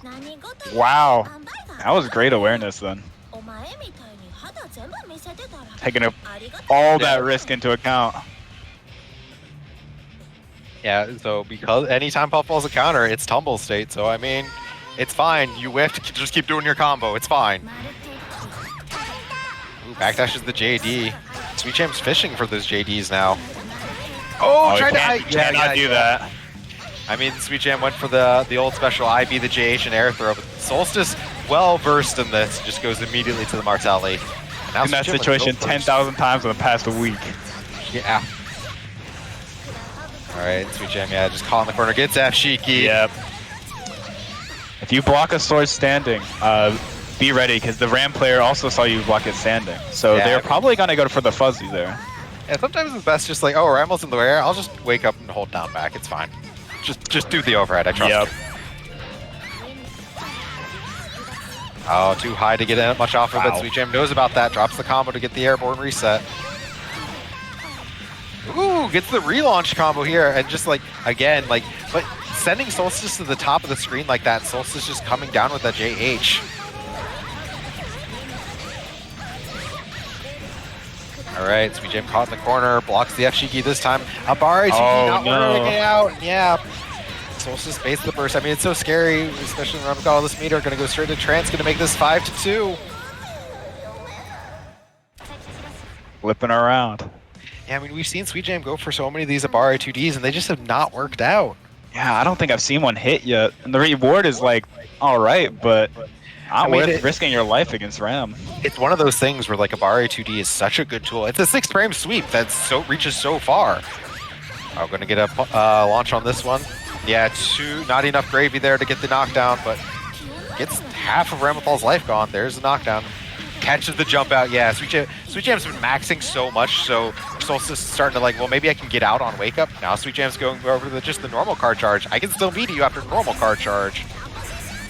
Yeah, Sweet Jam is really good at that mind game of full charge versus unfull charge and meaty kind of stuff. Alright.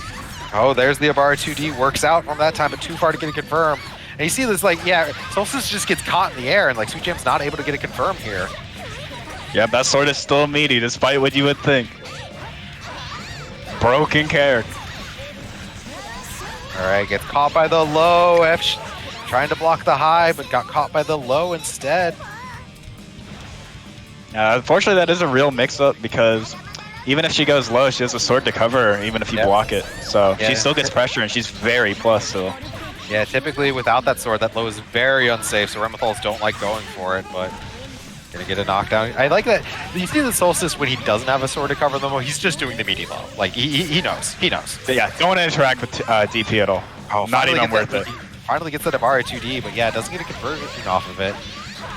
And right now, this is a great position for Solstice. Doesn't have meter though to bait any possible burst, so just making this combo as burst safe as possible.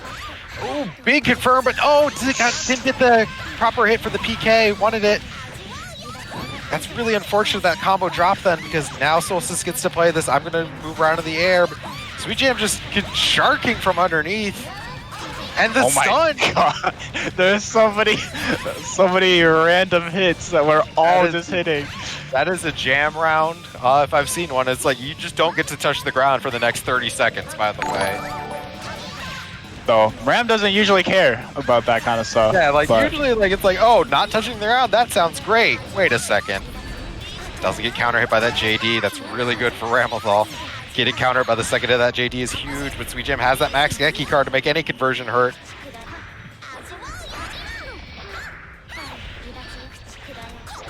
Oh my goodness. Flash. Oh yeah, good awareness from Solstice, knows that recognize that Duro is not going to hit confirm, and it had to RC to make that safe because Jam has that 6-frame sweep, has that 6-frame far slash, can IB and punish the Duro very easily. Oh, they tried to throw it.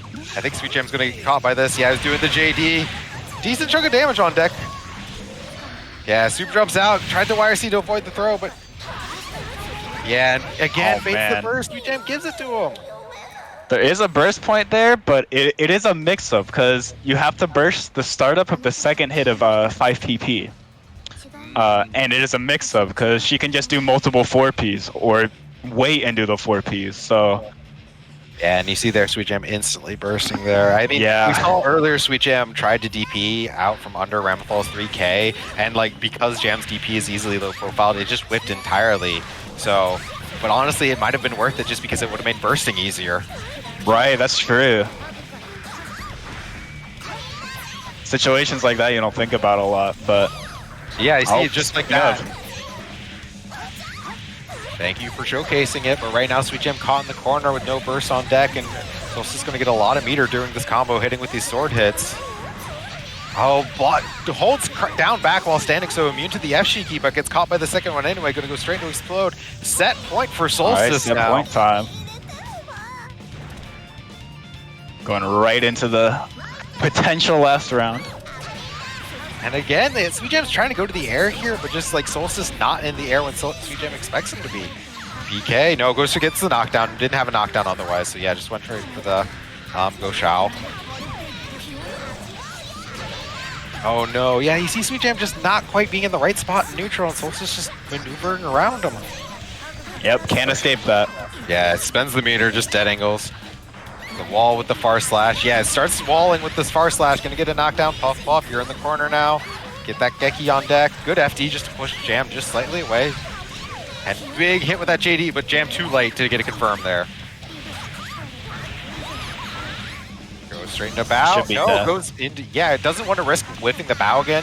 Goes into the Chokyaku Hosho. This is good a guts crush. And I mean, Solstice got a burst, so you're not giving him anything. Yeah, definitely worth. Can they run up back? I mean, it's still exhibition point for Solstice here. Sweet Jam staying alive. Some really notable. Sweet Jam changed how they started to play neutral in that set, in that round. Though. God, starting to press far slash, starting to put up a wall a little bit more. Wow. Punishes the JH. This is going to be enough to kill. Oh no, but missed the input for super or something there. Gives Solstice a chance. Never what you want to give a top player. Oh, okay, it's okay. You got the air throw. It's okay. All right. Whew, okay. So all another top player needs is one chance to run it completely back on you, especially when you don't have full burst. Oh lord. Yeah, and especially a character like Ramothal, where one knockdown is all. Absolutely. I drop a combo on Ram or Milia, it's like, oh god, it's an even game now. I have to play neutral again. Ugh. Oh, Sweet Jam goes for the big swing on 6H, doesn't get paid for it. It doesn't take too much and doesn't really get knocked down on the air. Yeah, Sweet Jam going a little bit more aggressive now that they've set up the wall, but runs in the 5K. Abari 2D, yeah, not a reversal. Unfortunately, Solstice still gets the meaty out. Blocks the overhead just at the last moment. Oh, good idea. Out of the corner, the pizza cutter. And you see that with that Max Geki on deck, just able to make these hits count for so much, these random air hits that normally Ramfall gets away with. Yeah, just going burst safe. Sweet Jam's defense has been really good, honestly. Like, he's been blocking a lot of these overheads. Good burst. Like, if Sweet Jam's getting hit, it's generally either in neutral or by some wild-ass mix-up. Or just the real ones, like low air dash versus 3K kind of stuff. You can't react, that's the guess. The actual 50-50s, but Sweet Jam's been blocking like the overheads and such. Definitely aware of the defense in the matchup for sure. Yeah. But set point again for Solstice, and Sweet Jam's got a burst, but already lost half of his life bar. Can't burst that combo. Yeah. As burstable as it looks. Gonna get one more chance here. Oh, but Solstice drops the combo, actually gives him a chance. Oh, but messes up the Yoki's MA. Solstice identifies that. That's going to close it out as long as you're able to finish the string. Not able to with the air throw reset. I'll take it. 7-3 for Solstice. So good showing from both of our players. I mean, Solstice. Yeah, that was a good set. Yeah, I mean, Solstice looking dominant as ever. Sweet Jam definitely showed some great defense there. Like, yeah, you got hit by the Ramlethal 50-50. So yeah, 50% chance that you didn't get hit by it, right? So good showing from both players there, but I think we got another set for you guys. So we got more commentators coming in here. It's just gonna be you and me. Thank you, KTP, for coming on and Yeah. repping Tennessee. Shout out to my boy Solstice, bro. He a little too good. Solstice's looking a little too good right now. Maybe he needs to take a break. Listen, we'll see you guys at Combo Breaker. And... Yeah, I'll see y'all at Combo Breaker. Hell yeah. Absolutely. And I look forward to learning how to fight Ramethal some more. Don't look forward to that. You'll be disappointed. All right. Step 1, don't get knocked out, all right? Yeah, just don't get hit. Just don't get hit. Don't get hit. All right, thank you for having me again. Thank you for running this. And next time you're on, hopefully you're on the card, so we'll be looking forward to that. Yeah. Hell yeah. I'll try my best. I've been swamped with school. I feel it. You get that real life taken care of. It's annoying, but it's what you got to do. Yeah. All right. We do have one match for everyone left, but before we get into that, we have last month's hype reel made by none other than Highway Milkshake. So I hope you're all ready for the newest milk tape. Drop it on you all.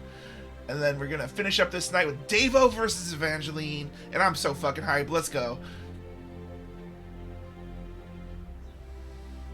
As long as I find where the fuck it is.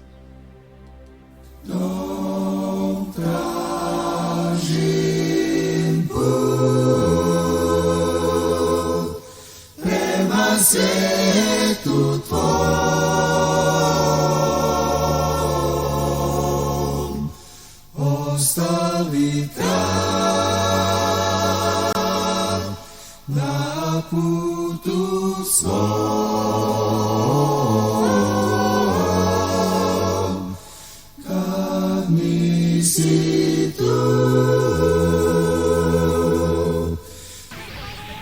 that's good. Here we go. Run him all to the corner. Oh, that's too long. The Bistar match.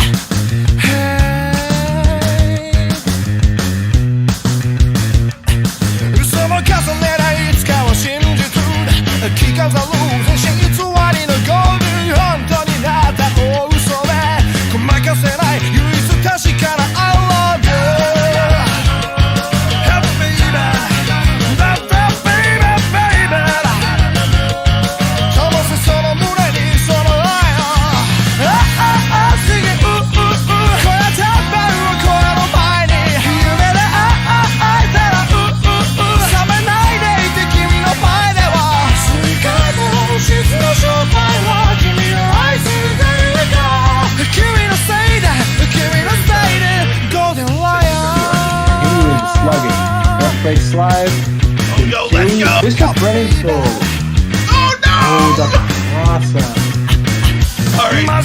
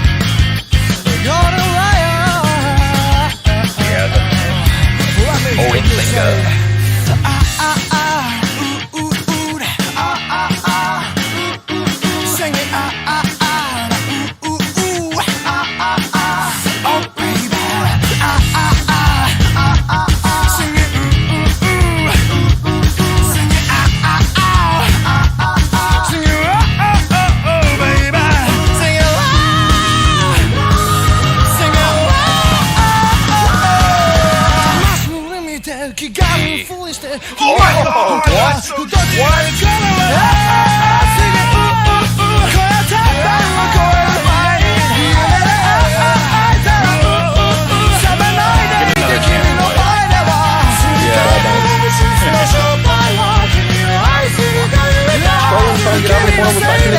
Oh yeah. What break? Undertow. Oh my God. Meteor. What the hell? Oh my God.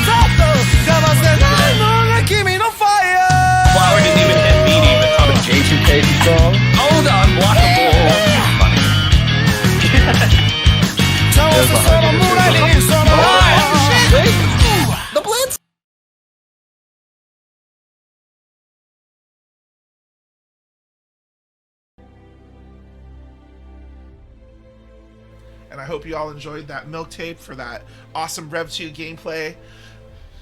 Yeah, bring it to you every month for Hellfire. That is exactly what that was. That was definitely Rev 2. By the way, if you can't do Sidewinder as Soul in Rev 2, you're just getting the input wrong. Just try harder next time. Don't worry about it. Yeah, it's just a skill issue. And once again, before we get into Slash Smash, I am letting them know they can go ahead and play.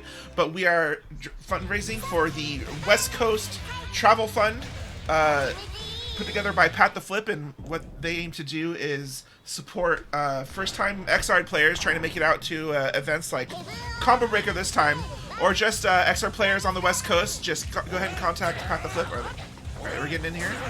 We're seeing some good footsies between these two players. I mean, it's Soul and Kai. How much more Guilty Gear can you get, right? Yeah. So Ava's got the first knockdown, first advantage. Ava's spending a burst. I mean, both these, some of the prominent players of their characters here in the States. Hard to say that one fast. But we saw this matchup earlier tonight too, didn't we? So. Yeah, we did. We had Neo versus Frosted, but we're going to see a very different side of players here right now, because Evangeline definitely a very aggressive Kai, and when they hit you and they touch you, they make it count. Yeah, people generally think of Kai as a low damage character, but Ava as a high damage character, as it were. So definitely known to see Ava really do all that high hit confirmed damage. You're gonna close out the round there, actually, just spending the meter to make that that hit count. Ava just getting hit by the meaty charged stun edge. Yeah, and I really love Evangeline's Kai throughout the years. Definitely, in my opinion, the strongest Kai player in America. And I know people will say a lot of the times that Devo is one of the more patient Soul players. Oh, unfortunately, can't burst that combo there. That it's a very hard combo to burst out of. But I mean, you can say that, but Devo plays Slayer in plus R, and I wouldn't believe it for a second. I mean, you did see just earlier in this very round, Ava went for a safe jump, but Devo I'm a DP anyway, and it worked out because he took the round. So I will say comparatively, maybe Devo is a little bit more patient than an average Soul player you might have in your head, but that doesn't mean he's not a Soul player. Yeah, and the thing is you have to let that dragon rock sometimes, otherwise you're not playing the character. Yeah. There's Ava taking off of half of Devo's life. Mostly burst safe confirmed there, but this Dust Loop going to do an equal amount right back at her. Oh, the wake up. I think that was Devo went for a wild throw there, but I don't believe wild throw actually is throw involved, so he got thrown out of it. So the back throw incident forces the burst out of Ava, though. Yeah, 2D immediately get bursted, recognizing that they wanted to deal with the Oki situation after, even if they were going to be alive. Oh, interesting. Yeah, forced the meter burn. Oh, the attack into DP. You tried to punish me? No. Oh my gosh, it's a scramble situation right now. Getting hard to commentate. Let's go. A lot of meter to work with, though. How do you bait it out? Oh, the chip damage. Ava didn't FD on the way down and got caught by the gun flame. All right, and Devo taking the first game of this first 7. Yeah, I mean, a slow grind out to close it out, but definitely showing between these two players. Probably going to be a close set.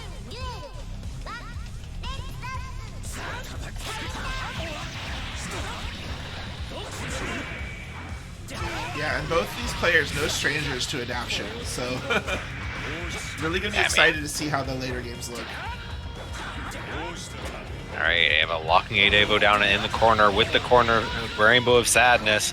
Throws him right back into it. You live here now. I've set up a nice little house for you. Why don't you just take it? We're going to live there with your daughter and your grandson. We're going to be a happy little family. That really is the lore matchup.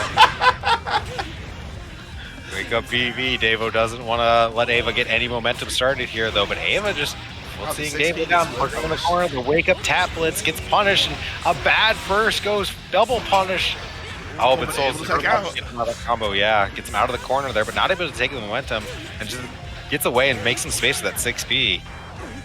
Good blocks, recognizing the late overhead. Can spin that meter, can convert. Get a nice little knockdown here onto Oki. Goes for the overhead. And the BB, yeah, Devo just please stop. But Devo showing the universal anti-air of Guilty Gear, wake up air throw, punish any of that shenanigans you might be doing with a triangle jump or something like that. Yeah, so Davo running up, trying to bait something with jump, and the classic answer to that is you wake up, air throw. Yeah, wait. It's a 3-frame anti-air. Why wouldn't you? Alright, 1-1, I believe. Yeah, 1-1. Both these going back and forth. Oh, big counter hit there, and Davo immediately bursts, but too far. Actually whiffs on the Kai's far slash. Davo with the no tech there escapes the corner. 2D putting in some work though. Let's go. Oh no. It's okay. Davo was ready for the. Davo was somehow ready for it. Just punishes anyway, and Ava just can't get Davo off of her. Yeah, we call that slop. Drop the combo. It's okay. And I mean, honestly, if you're Ava there, it's like almost just die faster because Davo has no burst. You're not going to run the round back. So now Davo has no burst for the rest of this round. If you clean up this round fast enough, Davo might not have a burst for next round. And right now it's looking like that for Ava. Yeah, there's definitely been situations where I myself have burst kind of like that badly at the end of the first round. You take it, but then you lose the next one so fast, you're like, oh my god. Like, oh no. It's like the illusion of health, you know? Oh, the blitz back. Kai's 5K hit too high. Ava went for the 5K to try to catch any landing recovery from blitz, but Kai's 5K actually hit too high. Oh, that that's worked. sick. That's sick. Kisner, why don't you do that? Let's go. The answer is because I play a lightweight character and he can't.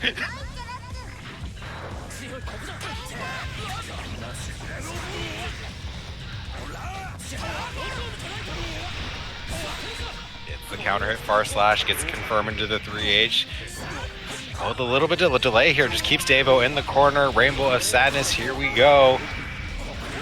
Gets the plus frame with the air stun edge. Davo jumps out. Ava covers it. The low crush. Face the burst. Yeah, so hard to burst Kai after that close slash. Are we going to see this again? No, it goes for optimal. Goes into the blitz. There's not even a burst to take away here, but we're going to close it out. It's okay. Do what your hands tell you to do. Don't question it. Things Kisser would have done there. Speaking of. Just be brave. Maybe Ava out there let me... cheering for their soul brethren.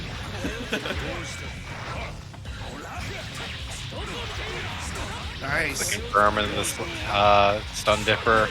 Davo gets hit trying to IB. But Davo now got the knockdown here. And I like this patience from both of them, just like standing at that air dash range at mid screen, just like seeing which one makes the move first. Yeah. Like really trying to be at that spacing where they can whiff punish something. Yeah, and I mean these trades with Fafnir are working out lovely for Davo here. I mean, any trade with Fafnir is probably a good trade for Soul. Tried to bait out all that meter, but oh no! Tried to condition Ava, and you did, just not how you thought you might have. But blocks that. But oh, Ava doesn't. Greedy from Ava not RCing after the stun dipper, but Davo just kind of assumed, well, you're going to RC the stun dipper, right? And Ava's saying, no, I'm going to hold on to this 50 meter. And that is something I've noticed from Ava's play at other times is that they will just check you. Are you going to punish stun dipper? No? Okay, who needs to spend the meter? Oh, no! And the first safe confirmed there. Yeah, with the JP able to recover and punish in time. Oh, but Soul has no legs, gets out of that combo. Blitz is through the pressure. Gonna get a good knockdown into stun, and he's gonna kill. Yeah, that's it. Ava going up 3-1 here. Yeah, strong start right now. Yeah, starting to take it away. Like we saw these two being very even, but I mean both these players very strong at adaptation. Ava's starting to take it away a little bit here. And what's kind of different right now is that compared to like Neil versus Soul earlier, where Neil was getting a lot of rewards off their hits, Ava is the one in this sequence to like really be finding a lot of damage from like these really nicely spaced whiff punishes, saving this meter for doing a lot of damage when it's time to, you know? Yeah, Ava definitely a champion of just holding on to her meter. Oh, but that big counter, yeah, forces the burst out. I mean, you see how Ava's doing this pressure. Davo's IBing it, but really it's cranking up his meter, his risk meter there, giving Ava more damage when she does land the hit. Falling JS catches. Yeah. And Davo gets counter hit, trying to wake up with something. Baits the burst there, too. And, you know, anytime, like, I gotta say this, these bursts are not, like, getting Davo, hurt.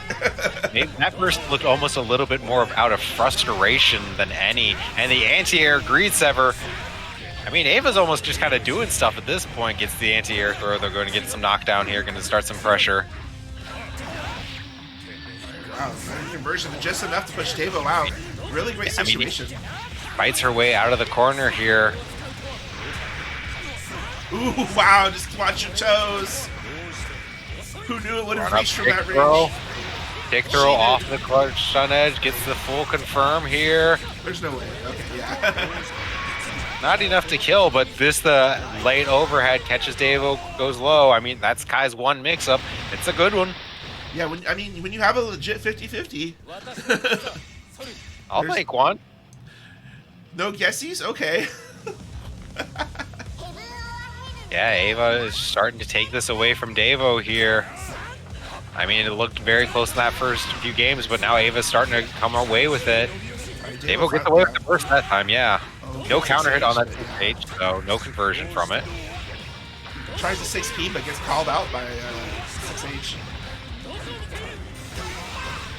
Dude, this is a lot of damage. Oh wow. I'll get the Sacred Edge. Yeah, Sacred Edge too late there, so actually gave. But I mean, you're like plus a bunch, so. And Davo's stunned now, so not going to get to play the rest of this round out. Yeah, 20 seconds in and already had 100 meter to. I mean, that's the thing. Ava does not typically do a lot of like stun edge wire Cs unless she is forced to. So she builds a lot of meter playing this aggressive style, getting these IVs out, and she's not spending meter, so she has the meter for this late endgame sort of scenario. Yeah, definitely a great example, I think, of like how to use your meter, what the round should look like for you, depending on your character. There are some characters I'd argue where like you do want to wire C a little bit earlier, but in general, like you see there, like you see there, the only reason Ava had to wire C there was because Davo essentially wire C'd, and Ava has had 100 meter and Davo had about 40, so it's perfectly fine for her to wire C there, and now she can spend the meter on just killing Davo. Yeah, going up 5-1. Saying I have your burst, I have all the meter. Yeah, take a second. Yeah, I mean, at this point, if you're Davo, you definitely just kind of sit back a bit. It's like, okay, what has changed? Like, Ava has just run away with these past 2 or 3 games here after Davo looking very close, after kind of feeling each other out. Ava said, all right, I've made the download. But I mean, Davo, a player that we've seen do great adaptations in brackets and such. So let's see if he can make that adaptation count. Yeah, right now it really feels like Davo's getting caught at a lot of ranges where he's trying to whip punish, but Ava's ready to whip punish the whip punish. Yeah, you see that. Like, Davo went for the 6P there, expecting a far slash, and Ava just held off on the far slash for a couple frames and then pressed it to whiff punish. So Ava was just with the momentum and timings that's just throwing Davo off. Good blocks, but unfortunately able to get out and just gonna take that knockdown, spend that meter, get a mix up. Right, the lightning gonna be enough to kill. Yeah. Gonna vote OTG there, I'm sure. Yeah. And Soul with the standard health. Thankfully takes the standard amount of damage. Oh, that JP though, yeah, that air dash JP, so hard to deal with, honestly. Yeah, it's like, it's the trade though, that's a good trade. It's one of the best ways to deal with that late air dash JP, because you saw how much damage Davo took from that too. Yeah, depending, like if you see the Soul player going for delayed air dash JP, depending on your character, you may be able to get like a 2P out and get like a trade or even low profile it. RC's not enough, not quite Hellfire state there yet, so couldn't quite get the kill there, so. Oh my god, but just able to knock down, and Ava now, at all. Yeah, 1-6. Alright, it's a little bit late. Oh, with them hitting that. Perhaps, just wanting to, maybe they're hungry. They got food waiting for them. Ava definitely looking very strong now. You're starting to see Davo change up his timings here, though. Like, he's not just getting whiff punished over and over in neutral game. The question is it enough? It might be too little too late. And you see, again, this wake up SVT, all that damage. It's one of Kai's best starters on a DP. Yeah. And there's, Ava actually going to spend the meter there. Davo forcing the point issue. But baits the dead angle. too far to get the confirm after the 6K, but sets up the Rainbow of Sadness sort of area here. Devo has to fight his way out of the corner. Devo goes to the stage. Nope. Oh, too far for Thundibber. But yeah, that time PRC'd and ready for it. Like the fake out, just enough to say I'm not going to RC it, but then the PRC. I love it. Oh, the ID. Now Devo has the corner positioning, and the tick throw off the JP. Fortunately, did it late enough. Goes for something burst. The burst. But yeah, I mean, no reason to. Even if you lose this game. Yeah, it's like you got a nice little buffer. Gunflame YRC, so good at locking people in the corner. Ava gets punished for trying to escape out. There's the burst. Now Ava's got a meter advantage here because of that earlier Gunflame YRC, but she lost a lot of life after it. So, but that damage is paying out off that risk. I mean, yeah, you see that risk build. I mean, a little bit of risk goes a long way. Gonna get a knockdown from this one. No burst. Yeah, good burst. 100 meter. And Skedaddle Skadoodle, I control the neutral. Gonna get another knockdown from this. Doesn't get open. Oh, but yeah, I mean, that's one thing I can do at the end of the block strings. Like, you kind of don't expect the stun dipper at the end of the block string, so you try to jump out, you try to get cheeky. Stun dipper can keep you honest. You got potential step one here. Yep. Doing that 5K low. He needs it. Ava off to a strong start. Oh my god, back this is in the corner. Sadness. Yeah, you're not. You live here now. Ooh. Big damage there. That Sacred Edge, always a good combo for Kai. David's gonna get his burst back.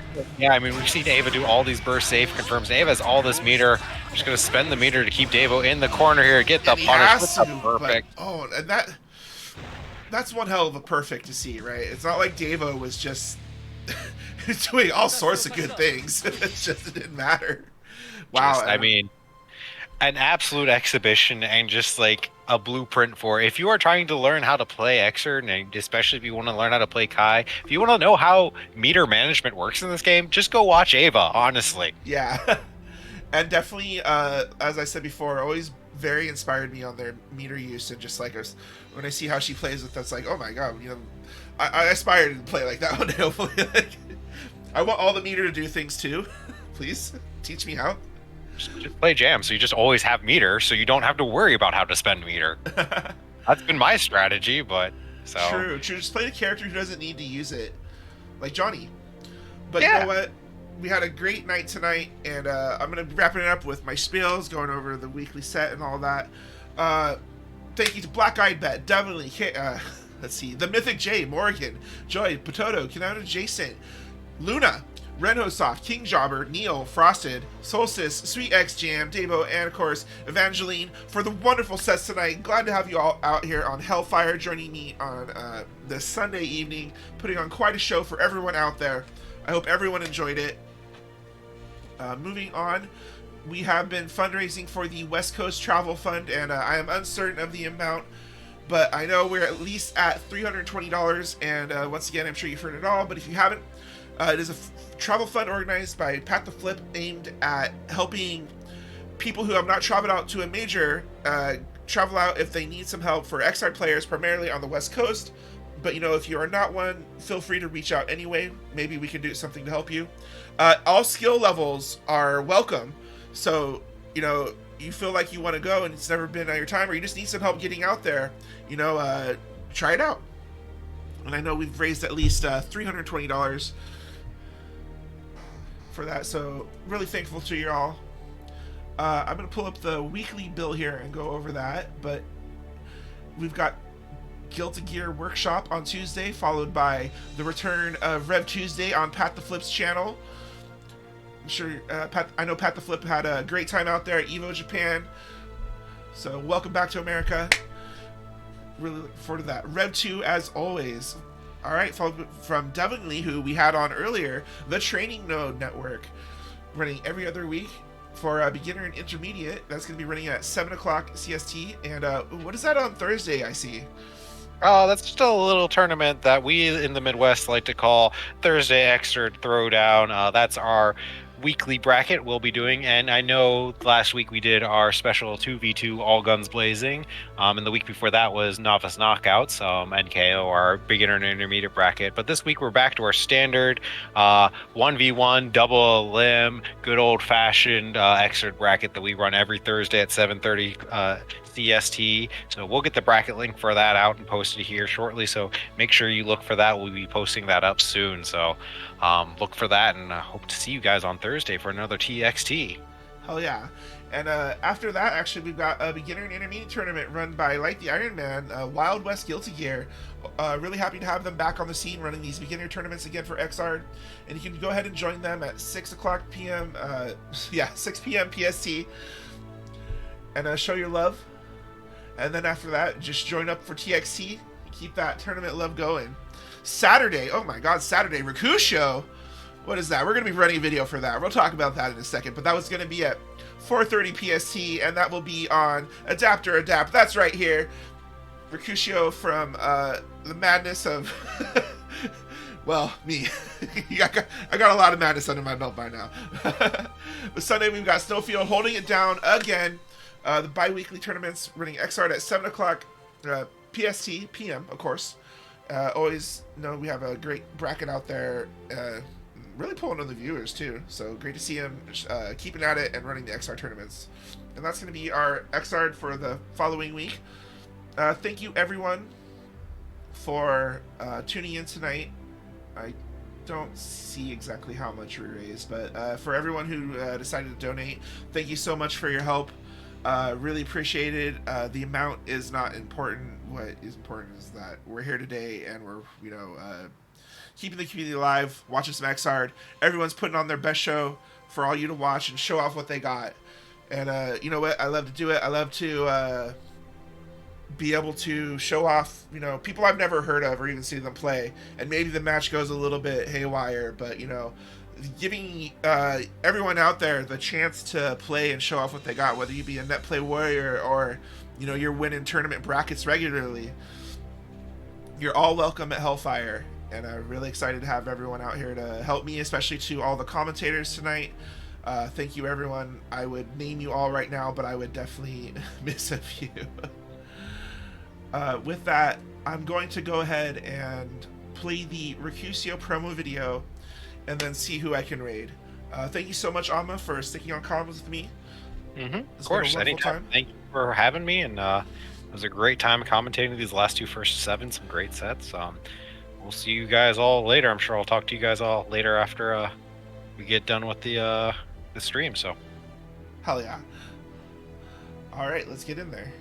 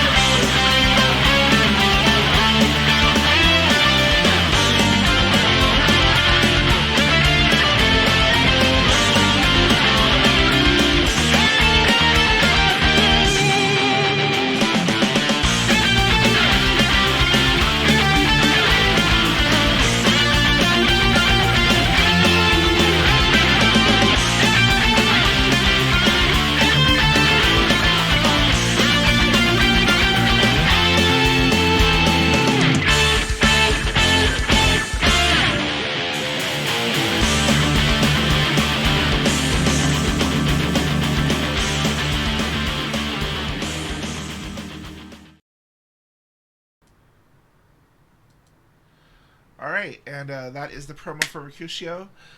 Here's the spiel, if you didn't quite catch it from the promo video. Also, shout-outs to Espada for the wonderful promo. Doing that great work as always. So, Mercutio is a new monthly tournament seasonal format. If you like winning, or you like playing, you are encouraged to join. And if you really like winning, we want you to get banned. So every 3 months, the winners of the previous tournaments will battle each other in a deadly first attempt battle royale. What that means is all the winners are banned from entering the rest of the season. And at the end, we put them all together, and we're going to make them fight in a row.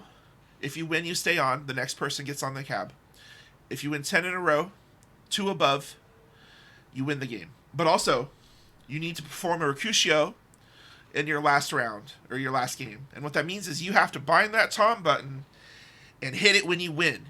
You're going into that last round to win with your opponent. You're giving them 50 meter. And you're going to close out and say, I am the best. And I have proven it. So right now we are on month 2. Our first bracket was a wild success with 32 entrants. And Solstice, the beast, of course, entered and took first place in a dominant run with not a single game loss. So, join us. I'm going to be having a hype reel. This next week's Mercutio will be on the 15th at 4:30 PST, which is a Saturday.